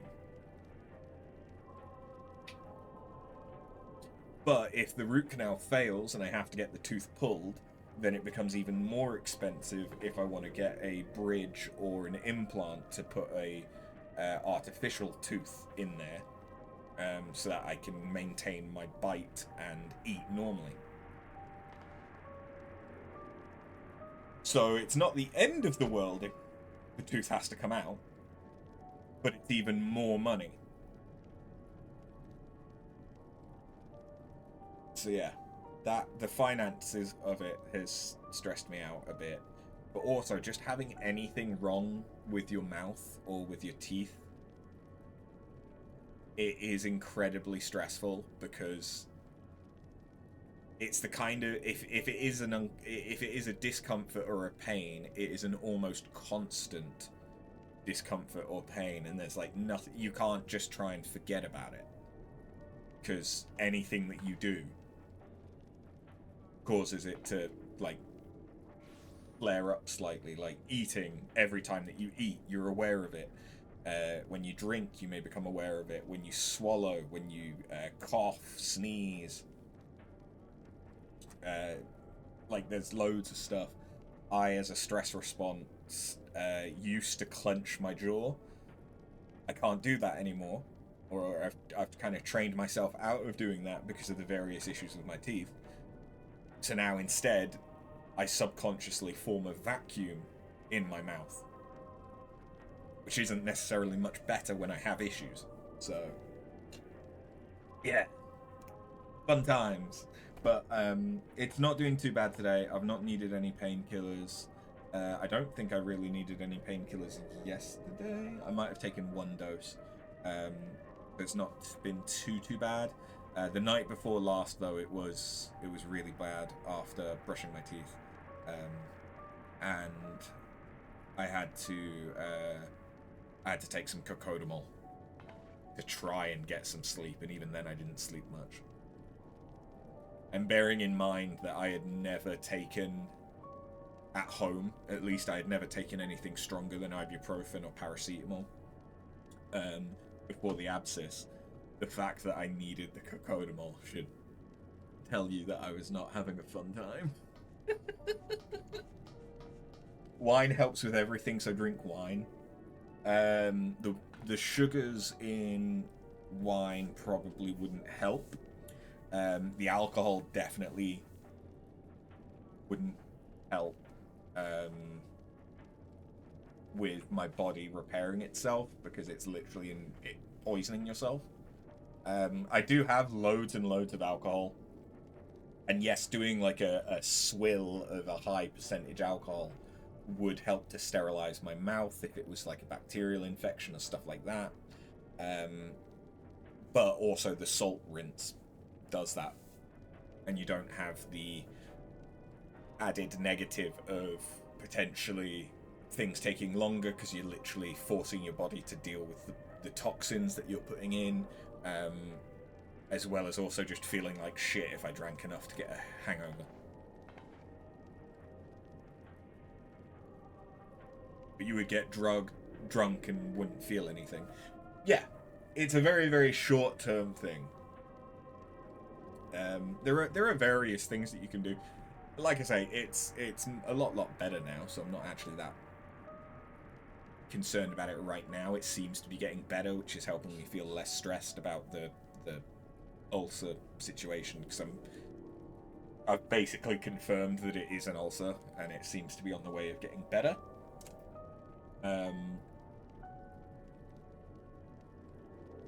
But yeah, my appointment with the endodontist, my first one, isn't until May, so I've still got about a month, or at least 3 weeks, until that. But I'm hoping, because other than the fact that the tooth I've had the root canal on keeps getting infected, like, there is no pain, there's no discomfort, there's no nothing. I mean, the nerves are literally dead, so there shouldn't be any pain or anything like that. But, like, I can eat on this side of my face just fine, other than the fact that I'm missing half a tooth. Because they didn't put a crown... Well, they put a temporary filling in, and then that came out after 3 months. Which is, you know, what happens with a temporary filling. I haven't had a permanent or a crown put on because they've still been working on it. But they didn't bother putting another temporary filling on it. So it's just annoyance from food getting compacted in there. Whereas this side, I've got potentially an issue on the top where I'm getting toothache, and then potentially need a root canal on the bottom because of sensitivity. But honestly, I can manage sensitivity, so I'm not that worried about that.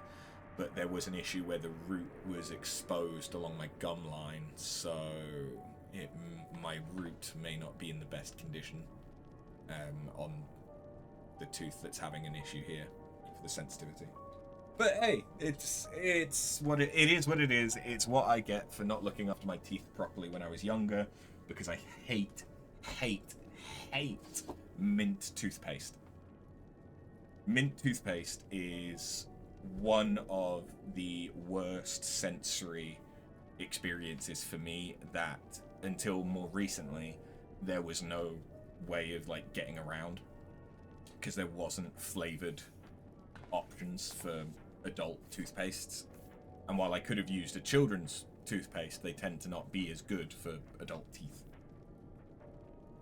So I would use mint toothpaste and just absolutely hate the experience of brushing my teeth. I would hate brushing my teeth before going to bed, because it would actually wake me up because of how much I hate the sensation of the mint and the menthol cooling. I hate that sensation. The taste meant that I got very good at brushing without actually exposing my tongue to the toothpaste, which meant that I had bad breath because of everything on my tongue. But that was the only way that I could try and make the experience somewhat better for me. Now I use High Smile, the flavored toothpastes, and it's a much more pleasurable experience for me. But it still has like the fluoride and everything else to be a proper toothpaste. So I'm doing a lot better now than I was, but you know, that wasn't really the game just crashed. Let me guess, chocolate taste. No, peach iced tea is the one I like. Peach iced tea. It's sweet, and I don't necessarily need toothpaste to be sweet. I just need it to not be mint.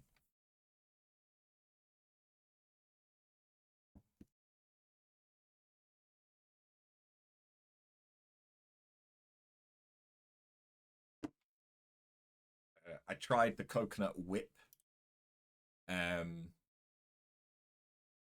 But I didn't really like that. I've got it. I've still got it, but the peach iced tea one is the one that I sort of go to. I want to try some more of them, but peach iced tea works. You hate coconut flavor? I don't hate coconut. I like it in certain things, but that one is a bit too sweet for me. It's almost like a coconut whipped cream, and that is a little weird. Anyway, I'm going to pop to the toilet real quick whilst we log back in, and then we'll actually continue and stop talking about my dental health.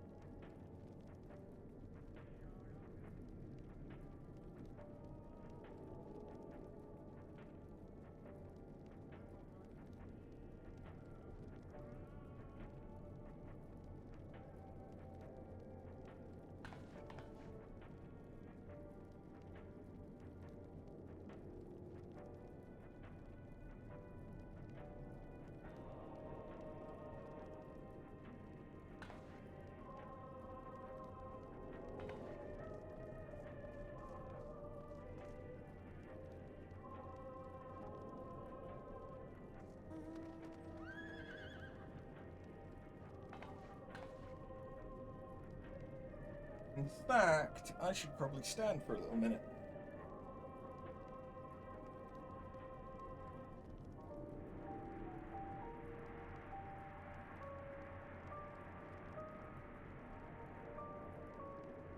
Ugh. Okay. Look up. As per Lord Quintus's instructions, I am to supervise you during your time here in Tertium. Before you ask, no, I don't have a key or any other means to remove your collars, nor would I tell you if I did. And if you try anything, you'll soon wish you hadn't. So, do you truly intend to speak with the others, or was that merely a ruse? We're in no hurry to disobey Lord Quintus, if that's what you mean, or perhaps you doubt the wisdom of his decision.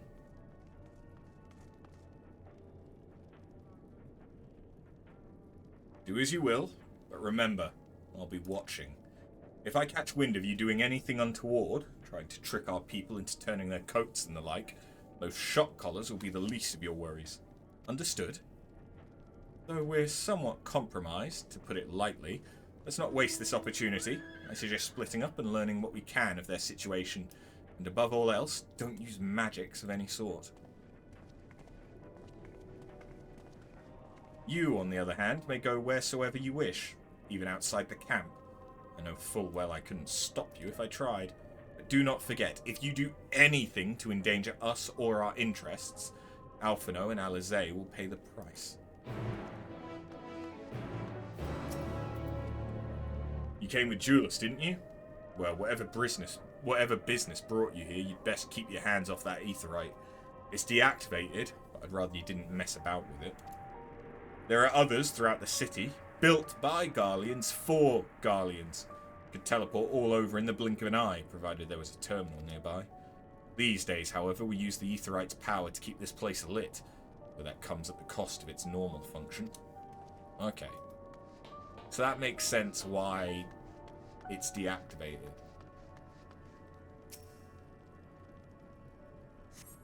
The radio is the same model as the one used at Victor's spoils. Perhaps it's what saved the soldiers here from being tempered. I know who you are, the so-called champion of Eorzea. Come to gloat, have you? I'll wipe that smirk off your face. By the blood of our fallen compatriots, I swear I'll... Ugh. Damn. All the sutures. Of all of the times. The worst of the lot within striking distance, and I can't even muster the strength. it weren't for the third bleeding us, we'd be the end of you. But Gilla's treachery nearly cost Lord Quintus his life. We made our escape, took shelter in a mansion, tended to the wounded as we prepared to strike back.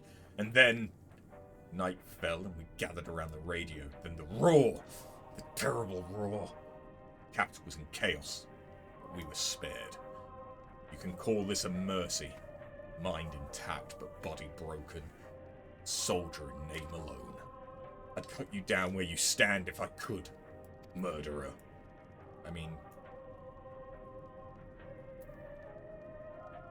point of perspective, you're probably not much fucking different. So... old. Young soldiers on the verge of losing consciousness. It's you! Afterman! I served under Lord Gaius in the 14th Legion. I was there on the night the Praetorium fell. You and your adventurers, you killed them. My comrades, my friends, swept them aside in their dozens as though they were nothing to you. And maybe I have too. Just another faceless enemy to be cut down. It won't be long until our countrymen return, until you get what you deserve. Mark my words! So you were invading somewhere else and subjugating their people, and yet when we fought back, you considered us to be the bad guys. Well, the difference between terrorist and freedom fighter is the point of view, so that's probably no different. Did you learn anything of note? Then your findings are consistent with my own. Their plight is desperate indeed. The sick and injured are at greatest risk. Without warmth and proper nutrition, I fear they'll soon perish. I realize there's precious little we can do for them at present, but I cannot bear to see them suffer. Please, will you help me tend to them?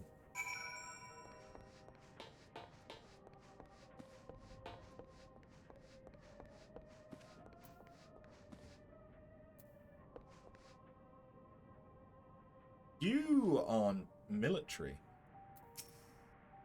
Never been this cold or this hungry in my life. While Garlemald was built on a frozen waste, the city itself was always a warm, inviting place. Now, all we once had is in ruins. Okay, so they're just a citizen.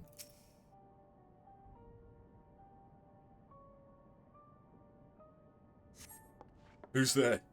My eyes, they can't see all that well. Thank you. The numbness has subsided a little. I know I won't last much longer. You should look to the others who can still fight. Give them my ration. Me going hungry means someone else lives to see another day, so be it. At least I can still serve in that way.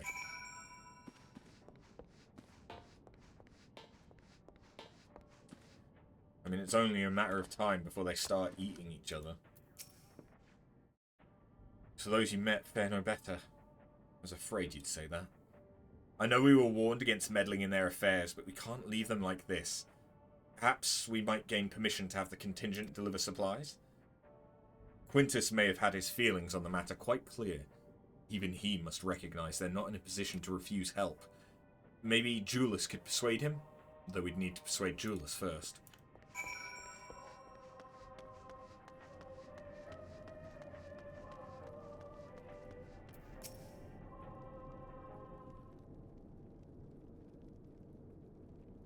Well, see enough.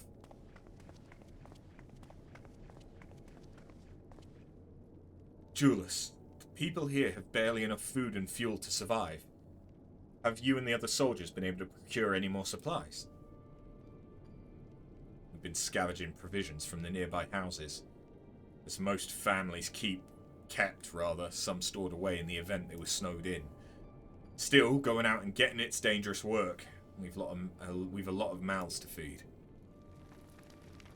Fuel's a greater concern, though. We had some ceruleum set aside until it was stolen. We haven't identified the culprit. Could have been other refugees or one of the afflicted, for all we know. Either way, we're down to the last dregs. Without the heating they need, those in poor health are only going to get worse instead of better. If it's ceruleum you need, our contingent has secured a ready supply. We can have some sent over. We will not accept your charity. If we can hold on a little longer, the situation is sure to change. Aye, everything will change. One of your comrades mentioned something along those lines. Those mysterious countrymen of yours, I assume.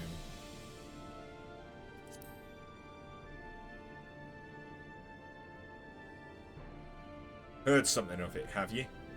Well, from what I've seen, there's little you could do to interfere, so there's no harm in telling you. One of our scouts spotted a hooded man issuing instructions to the afflicted, or in that bastard's words, loyal servants of the Telefroi. Then he made his way inside the Imperial Palace, or stands in its place. We'd identified the seat of the enemy's power, we realised. Lord Quintus dispatched a messenger to the 10th Legion saying as much, and instructing them to join forces with the provincial legions, to prepare for a combined assault on the Telefroi. Once our allies arrive, your contingent will be sent running for the hills. Then we shall reclaim the capital by our own hands. How do you intend to survive in the meantime? At this rate, many of your countrymen will perish long before reinforcements reach Garlemald. They need help now. Say the word and we will bring you ceruleum.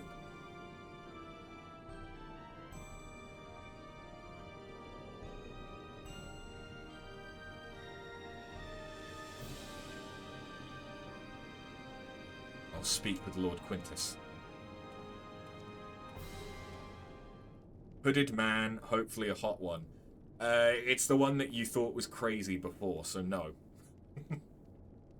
So, did he agree to it? No. He will not place Garlemald in the debt of her enemies. I have, however, been ordered to search for ceruleum outside. As you are under my watch, you will come with me. Very well. After all, many hands make light work. You lot are more trouble than you're worth. But once we are outside, you will follow my letter. You will follow my instructions to the letter. We depart shortly. I just can't speak. Apparently. That's a bummer, but he may be good in other department. Oh dear, you should keep quiet. Someone's thirsty today, huh? We'll begin our search for ceruleum in Regio Urbanissima. The first location is Forum Soleus, a park to the northwest of this station. You are to remain close at all times and act only as ordered. Follow me.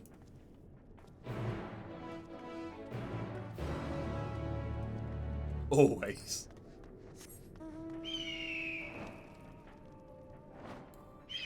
That's a bit big. It's better.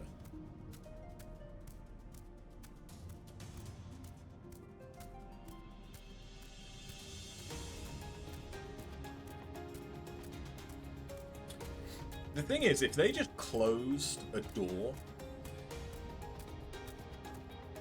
that would probably heat up better. Because part of the issue is that hot air rises.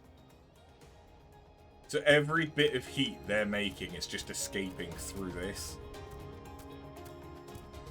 And because of this design, any wind that is blowing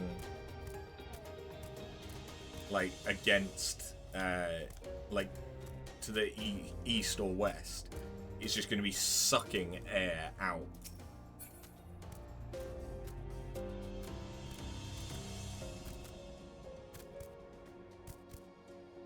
What is that jumpy thing? This? The Choco Porocco.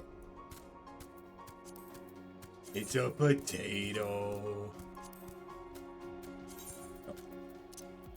Choco Porocco. Or Choco Ropoco.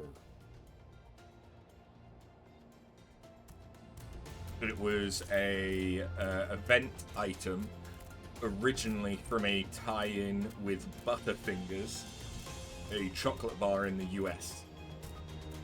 But then they made it a Twitch incentive. Last year. Which was the only other way to get. A potato is easier to say. Yes, but potatoes in Final Fantasy are the Lalafels, the little guys. So, this is the park. Surprised they found space for one amongst all these buildings. Actually, the recreational areas came first. The houses were later built around them. A healthy society requires communal spaces for children to play and adults to socialize. This park was named after the founding father of the Empire, the great Solus Zos Galvus.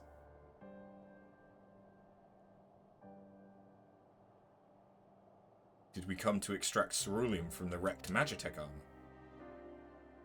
No, we've already drained it dry.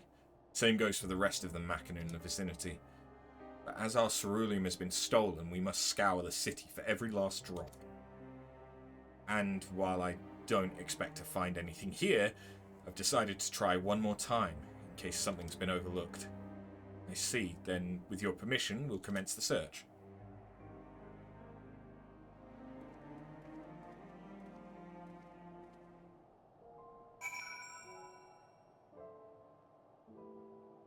So we have Bunnet, little potatoes? Who's the eggplant then? Huh? Are you trying to say that this looks like an eggplant?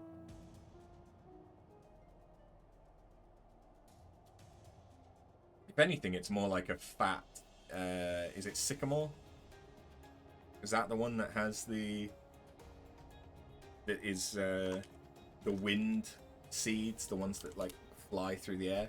Yeah, sycamore.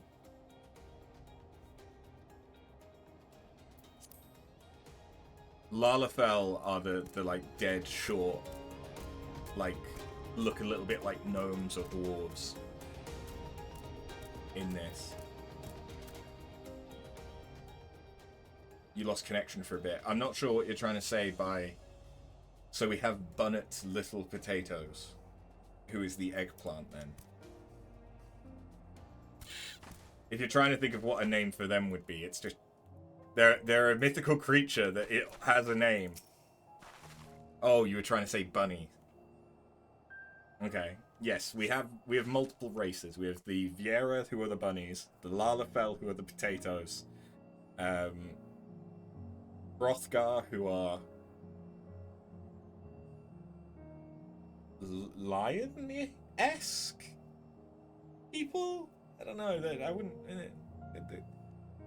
Panther-esque. The Makote, who are the cat girls and cat boys.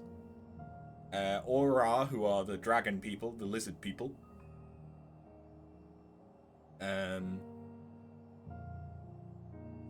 Rogadin, who are the Hulks.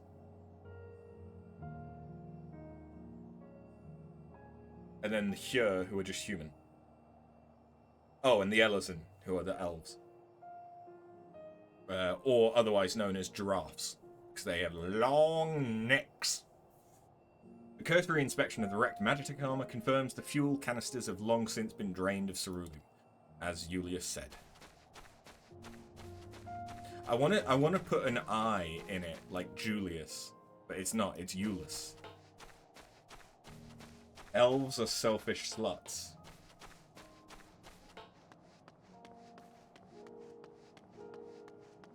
Okay.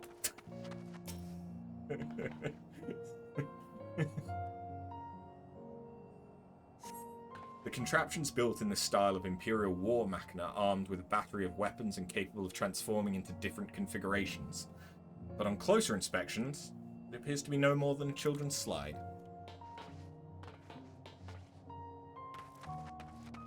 Elves are one of the rarer races to see players actually play as.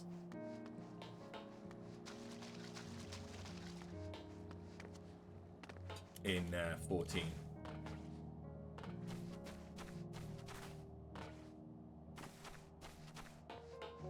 Are they that ugly?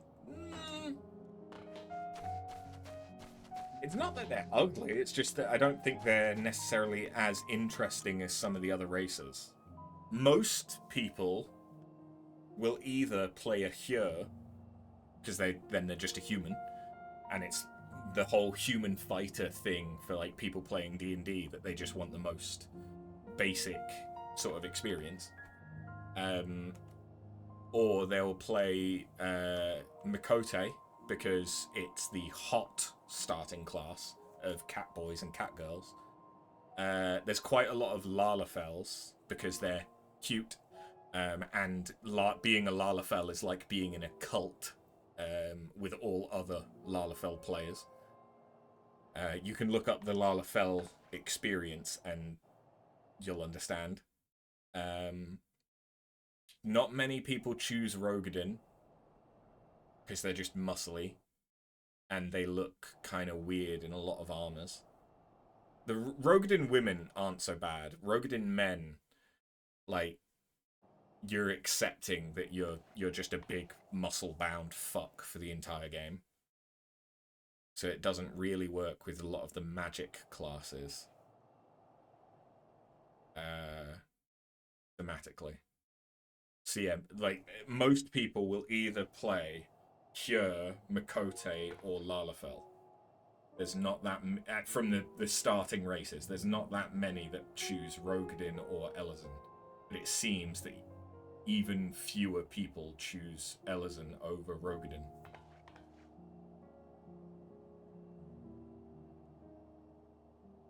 Do you want to do that, though? Do you want to do what?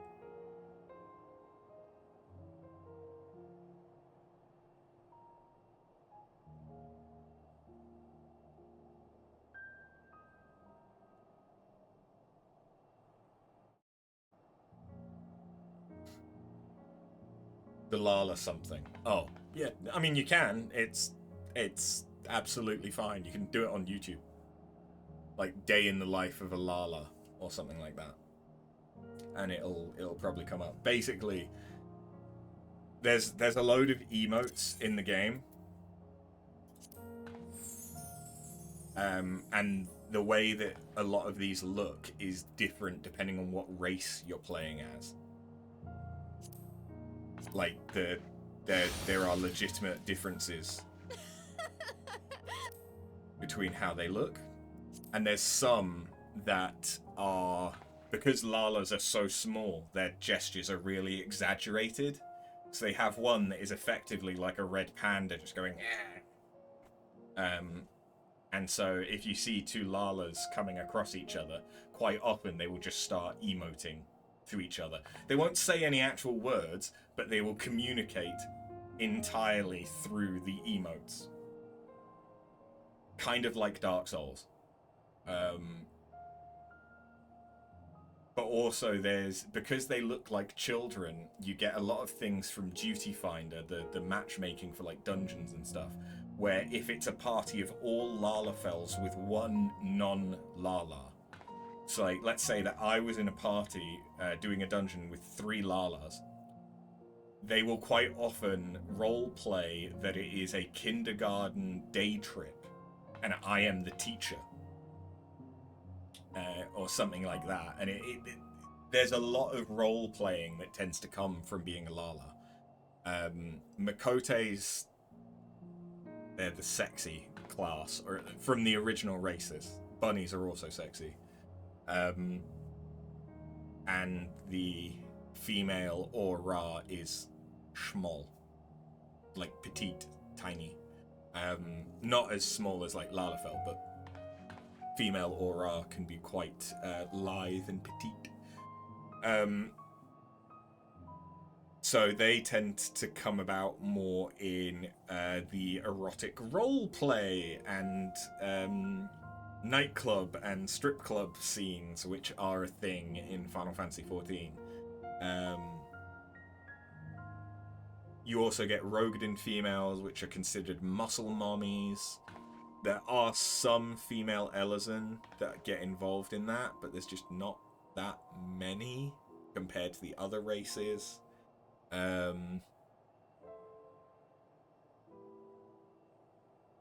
Yeah.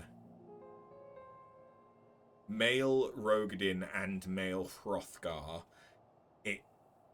because they are just sort of like big muscle-bound fucks, they tend to be players that either are going for a very specific joke build, or people who are just very, very good at the game. And there is sort of like no in-between in that. So it's a fetish game, you get that. Well, you get the same thing in WoW. You get the same thing in pretty much any MMO that has a function for it. It's the fact that the graphics in 14, even before the recent graphical update, are quite good, and you have these characters that you can dress up in all sorts of things and roleplay. Like, role-playing has always been a part of RPGs, especially MMORPGs. And if it's on the internet, porn. If you have a roleplay server, there's going to be someone that's doing it sexy. It's the way that the housing works in 14 means that you can have nightclubs. There's one going on most nights on at least one of the servers, even just in Europe, never mind the other servers that are more active. So yeah, there's 18 plus clubs. There's services that you can pay to erotic roleplay in-game, like pay them in-game money to do it. It's part of the economy. It's part of the economy. Like, I bet if I go into Party Finder,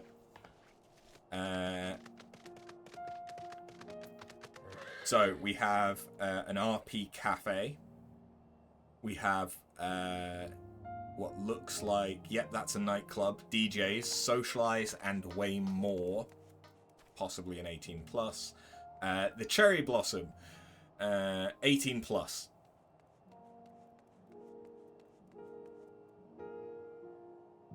Mythic Dance Party with Myth Glam contests.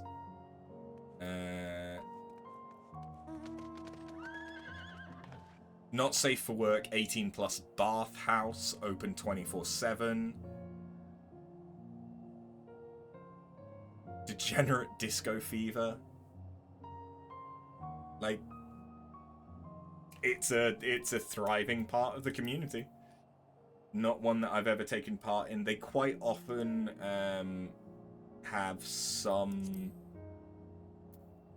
reliance on mods. Not necessarily for the nightclubs, but definitely for like the 18 plus stuff. It normally requires you to have mods, because there's certain animations that, you know, in the base game can be relatively provocative, but obviously if they want to do like a strip tease or whatever, there's mods for much more provocative animations and things like that. But if you don't have the same mod as whoever is doing the thing, then you're not going to see the same animation. I only know about that from watching, is it Lemonhead? He's done videos on like the experience of different races going through Final Fantasy XIV, and I think he also did a video on what the nightclub experience is like, where he showed a little bit of what it's like actually going to one of these clubs. Yeah. Anyway.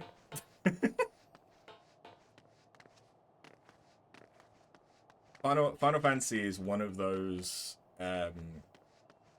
MMOs where it's almost, because of how much dressing up there is and the different hairstyles and everything, there are some people that kind of go into it and treat it like IMVU,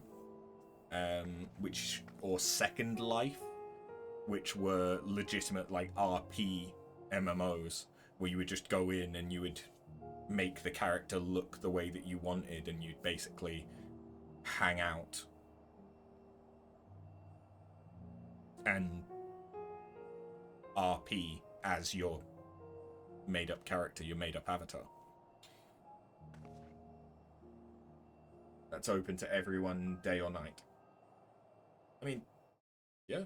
I mean, if you wanted to, you could go on to OnlyFans or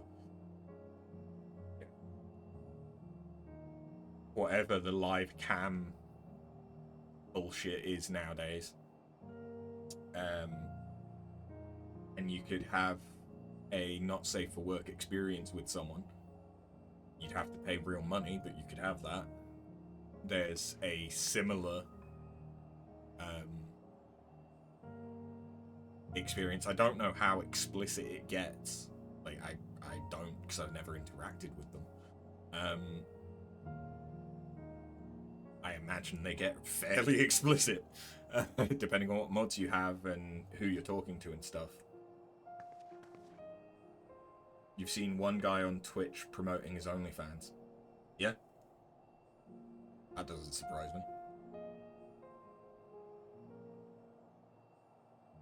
The thing with OnlyFans, similar to any kind of content creation, but especially with OnlyFans, it seems, it's all about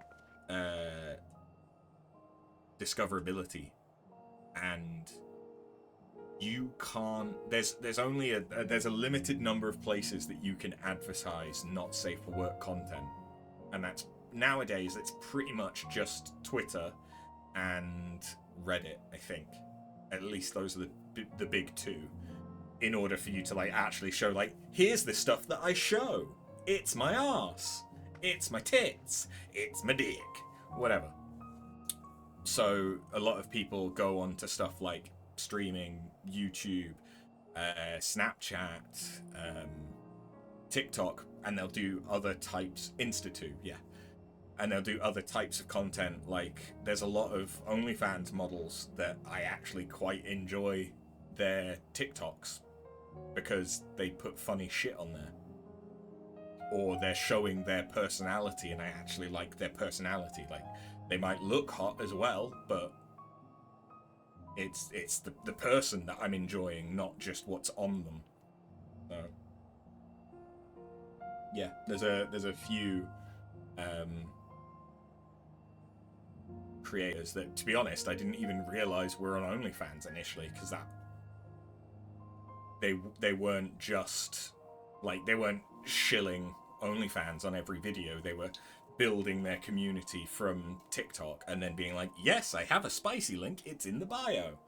And then that was the way that they could get more people into their OnlyFans, which then gives them more revenue, but they're also getting the revenue from being on TikTok. Which is why you also see people going the other way, where they're popular on TikTok or whatever, and then they start an OnlyFans because it's another way to get more money out of it. Yeah. As I've said before, I don't particularly think my body is that great to look at, so I'm unlikely to do an OnlyFans where I'm going to show off my body. But I could do spicy audios. Maybe. The only thing I am relatively confident in is my voice. So, if things get bad, or I decide that I'm in the right place for it, that might be something I do. Probably not the biggest market for that, from me, anyway. I know that there is a market for that. I mean, if people want feet pics, I know for damn sure they want audios. You are handsome, don't worry. Ah, thanks. I know I'm not unattractive, but I wouldn't necessarily say that I am above average looking. I know that I'm not ugly. I wouldn't say that I'm hot.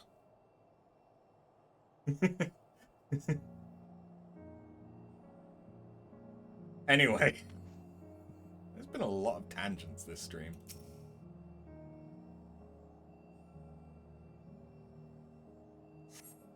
Several points of interest are marked on the map of Forum Solius. The pond, children's play areas. To your knowledge, however, none would require the use of ceruleum.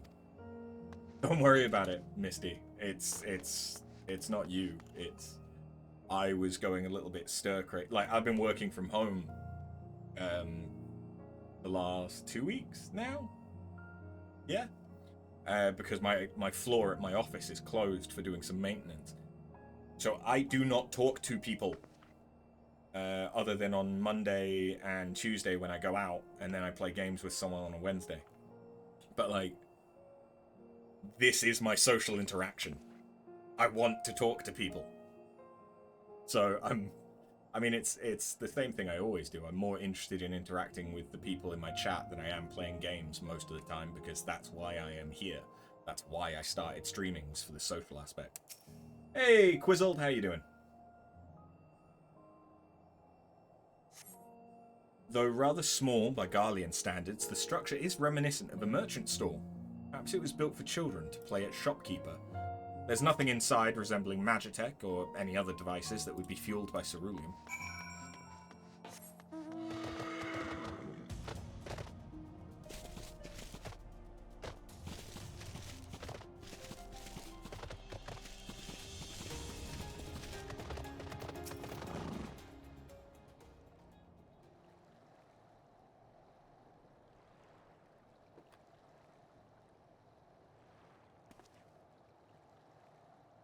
Oh, it's you. Any luck? Not so much. There's no sign of any ceruleum. Hardly surprising, but disappointing nonetheless. Couldn't help noticing you gazing at the pond. Is something the matter?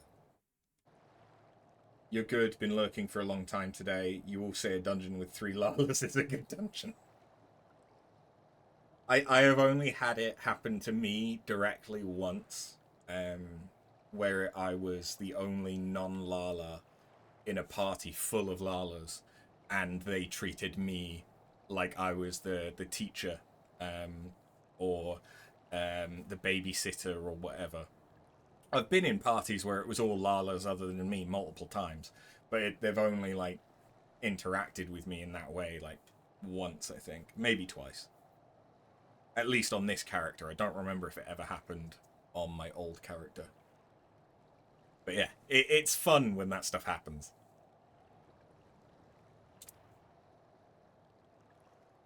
What? Yes. I mean, no, It's just, I used to bring my brother and sister here to play. The pond was heated to stop it from freezing over. Like all the other children, they just had to wade in and splash about. Would have stayed here if I didn't drag them out. We'd be sopping wet when all was said and done. Every time. And every time when they got home, Mother would scold us, saying we'd catch our death walking around like that. The pond was heated. With a ceruleum-powered heater, by chance? I suppose it must have been, come to think of it. I remember seeing engineers changing out a tank beneath a hatch. That was a long time ago, when the water still flowed clear and wasn't this brackish muck. We can't see a thing, and I can't remember where the hatch might be. With the machinery most likely broken, the amount of filth in there is probably the only reason it hasn't frozen over. I'd wager it's still unbearably cold, though. Euless, what are your thoughts on magic? The average Garlean would jump out of their skin if they saw it. The first has a few foreign signiferi and medici, so it doesn't scare me. Then I take it you won't mind if I employ a little now. Alphino, as you have a knack for finding dry wood, why don't you bring me some? Once that's done, a blast of Verfire should do the trick. Leave it to me. You're not planning to go in there, are you? Of course I am. That tank isn't going to fetch itself. it's nothing so involved as extracting unprocessed ceruleum from a frozen lake like how the tappers do it. We're talking about a shallow pond in a park, and we have a way of warming ourselves up afterwards. But that's insane. So this little one's a Lala. No, they are a young Elezen. They're a teenager. The Lalas are much smaller. You will have seen them on the stream before, if you were paying attention. So, fancy a dip. I'm unlikely to find many, if any, Lalas in Garlemald. If there are any, they will be conscripts from the colonies. A little friendly competition might make things interesting. The last thing we need is you catching a cold. Step aside while I drink the pond dry. That way we'll find it in no time. Like I'm fucking Dumbledore.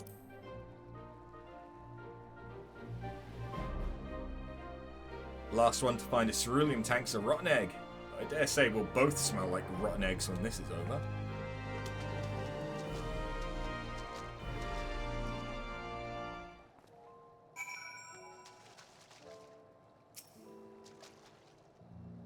You could just turn up, that's true. Yeah, Quizzled is a Lala. You delve into the murky water but come up empty-handed. To add injury to insult, the icy wind on your damp clothing chills you to the bone.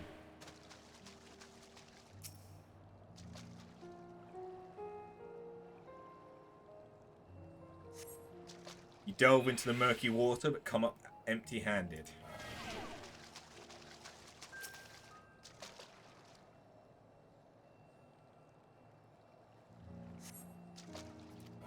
Well, this is going well.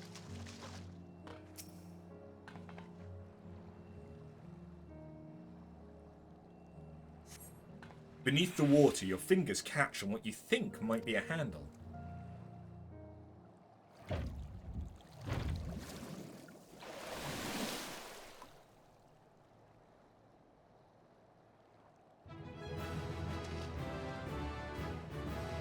You open the hatch and retrieve a ceruleum tank.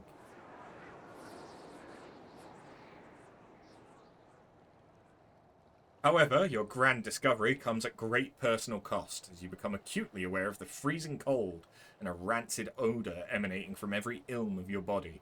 Ulysses would doubtless feel compelled to pinch his nose shut when you deliver to him your prize.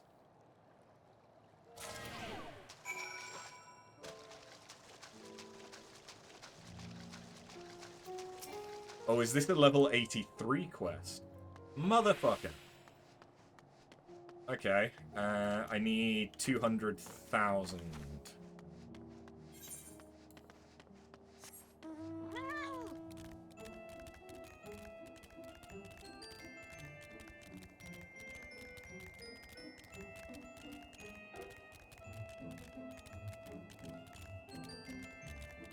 Unless I...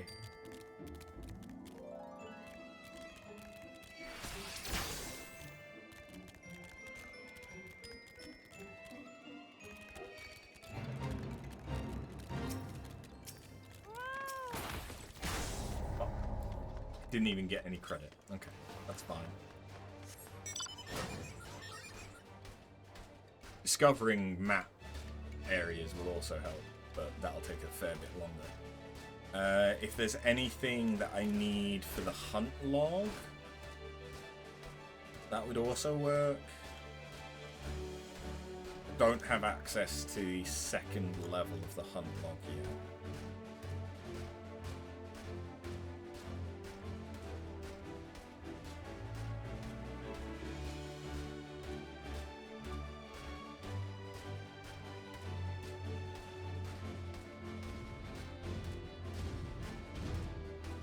There we go. I need just a little bit more.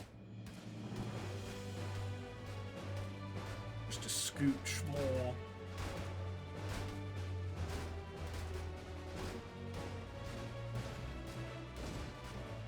I don't even need to do the fate at this point. But I will!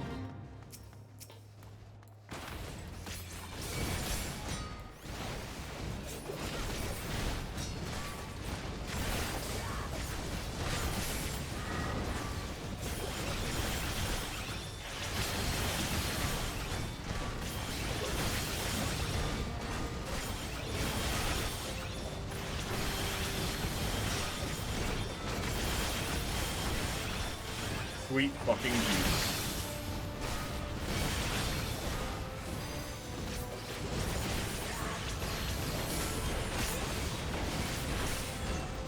Okay.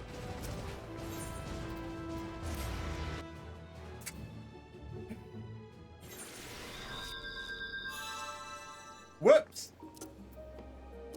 I guess I can find out. I can't. No, I can't accept that quest yet. Okay.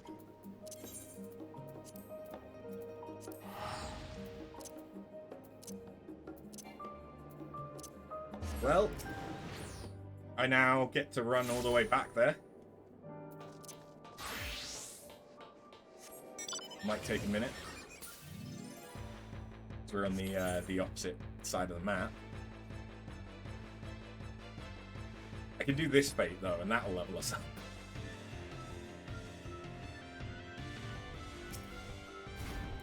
You can come and back me up.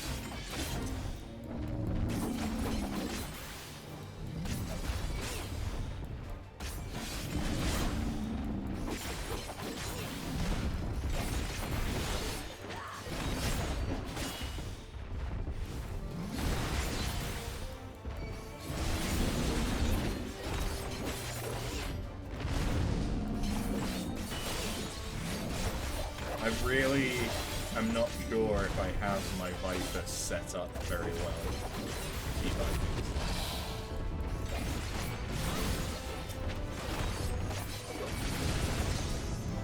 Okay, yeah. I didn't even need to finish the fate.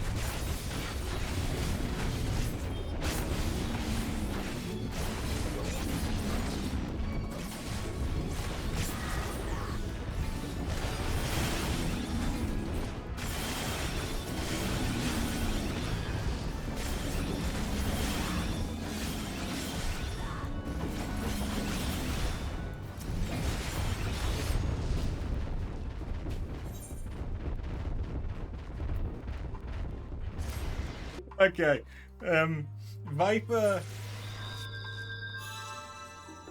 at least with the equipment I have, might not be the one to try doing that shit with.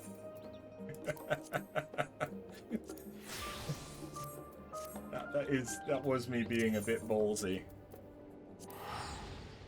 Viper has good damage. Survivability, perhaps less so.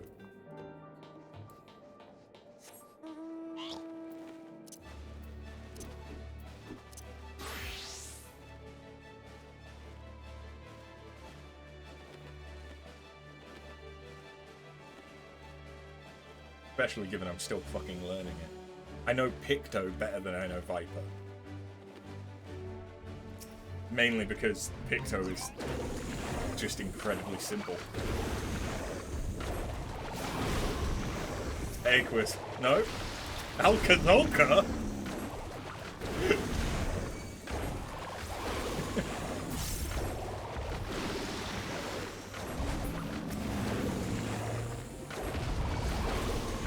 I'm being helped by one of the Marines? That is also you. Okay. This is your cosplay. But this is a Lala.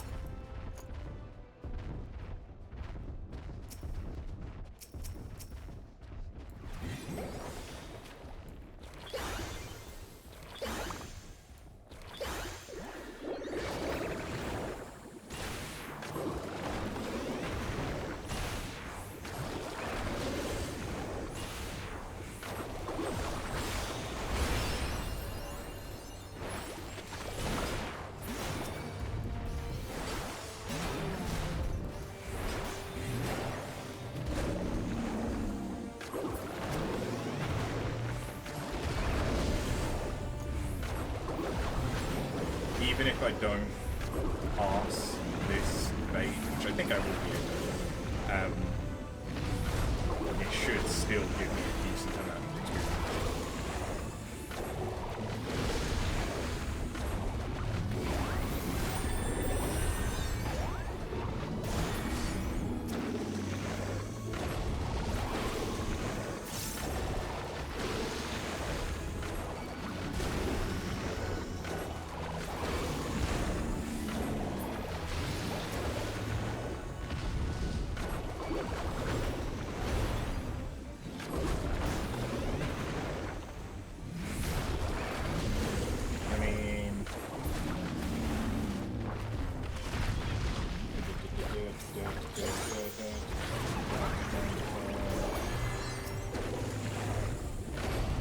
7 seconds.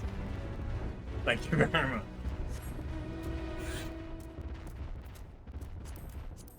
To be honest, the reason why I wanted to do that was more for shared fates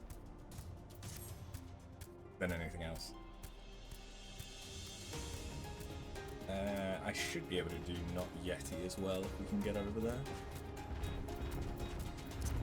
Ah, you have mount speed. You're going to be making me jealous, aren't you?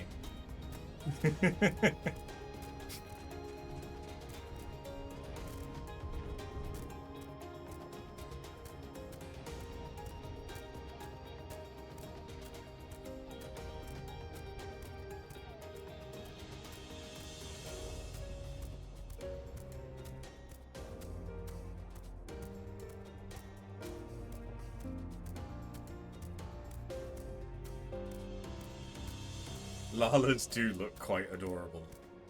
Especially when riding the regalia. As I learned when I was ferrying you around Bosnia.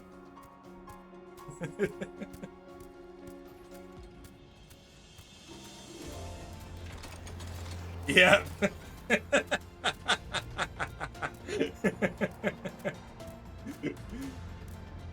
It's the fact that even whilst driving, you're standing.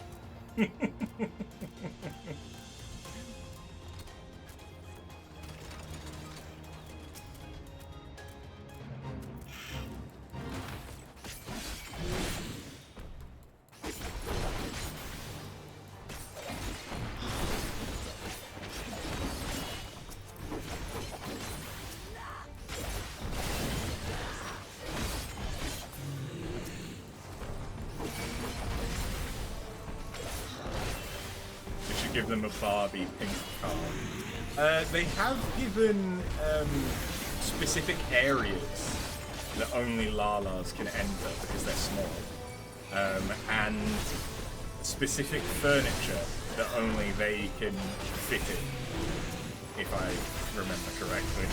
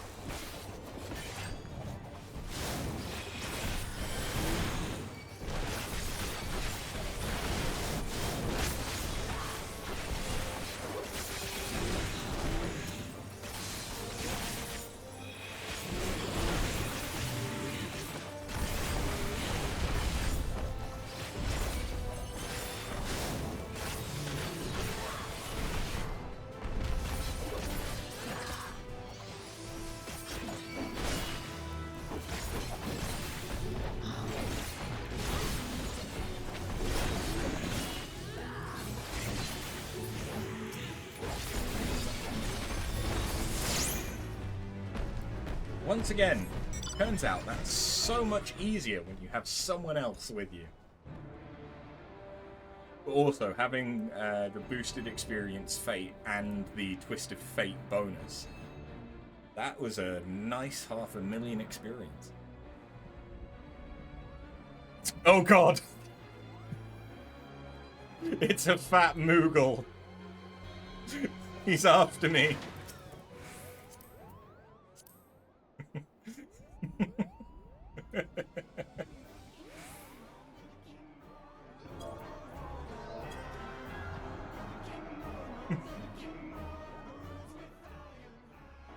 Please, please and thank you.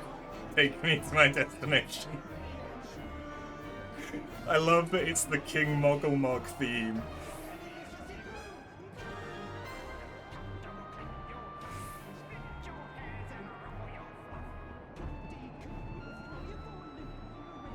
Just a twink and his goth girlfriend.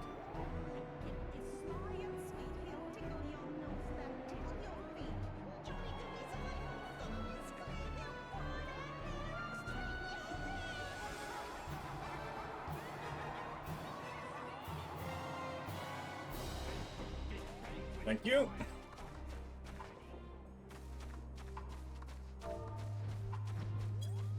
Five stars. Did you find anything? I hope you did.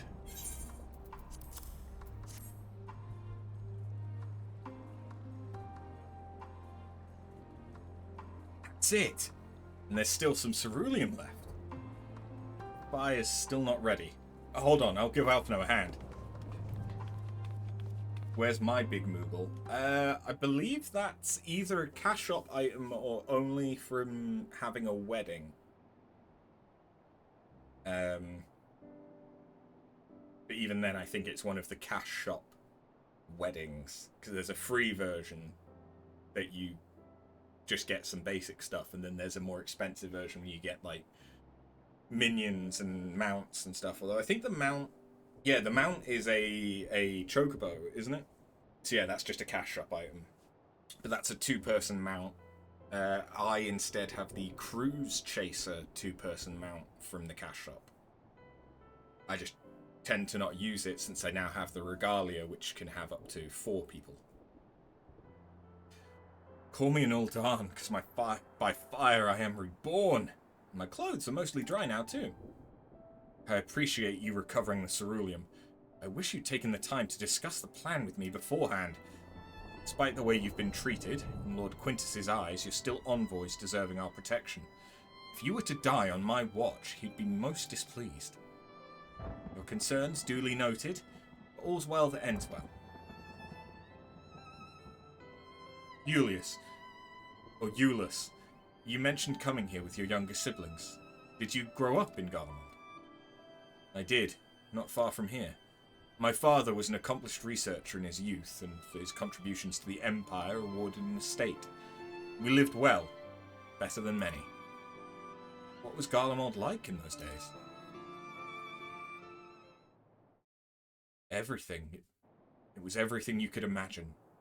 So much more. Even during the coldest winters, we always found Crash.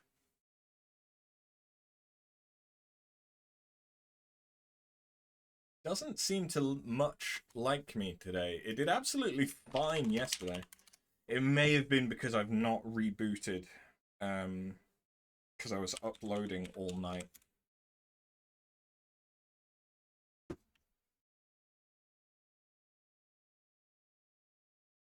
So my system hasn't normalized, but even then it should be fine.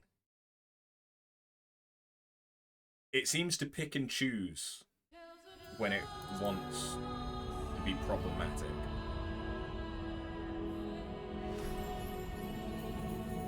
If I crash again, I might do a cheeky reboot. Because 3 hours is still enough for me to upload on its own, without having to edit stuff together. I don't mind doing easy edits, it's the rendering.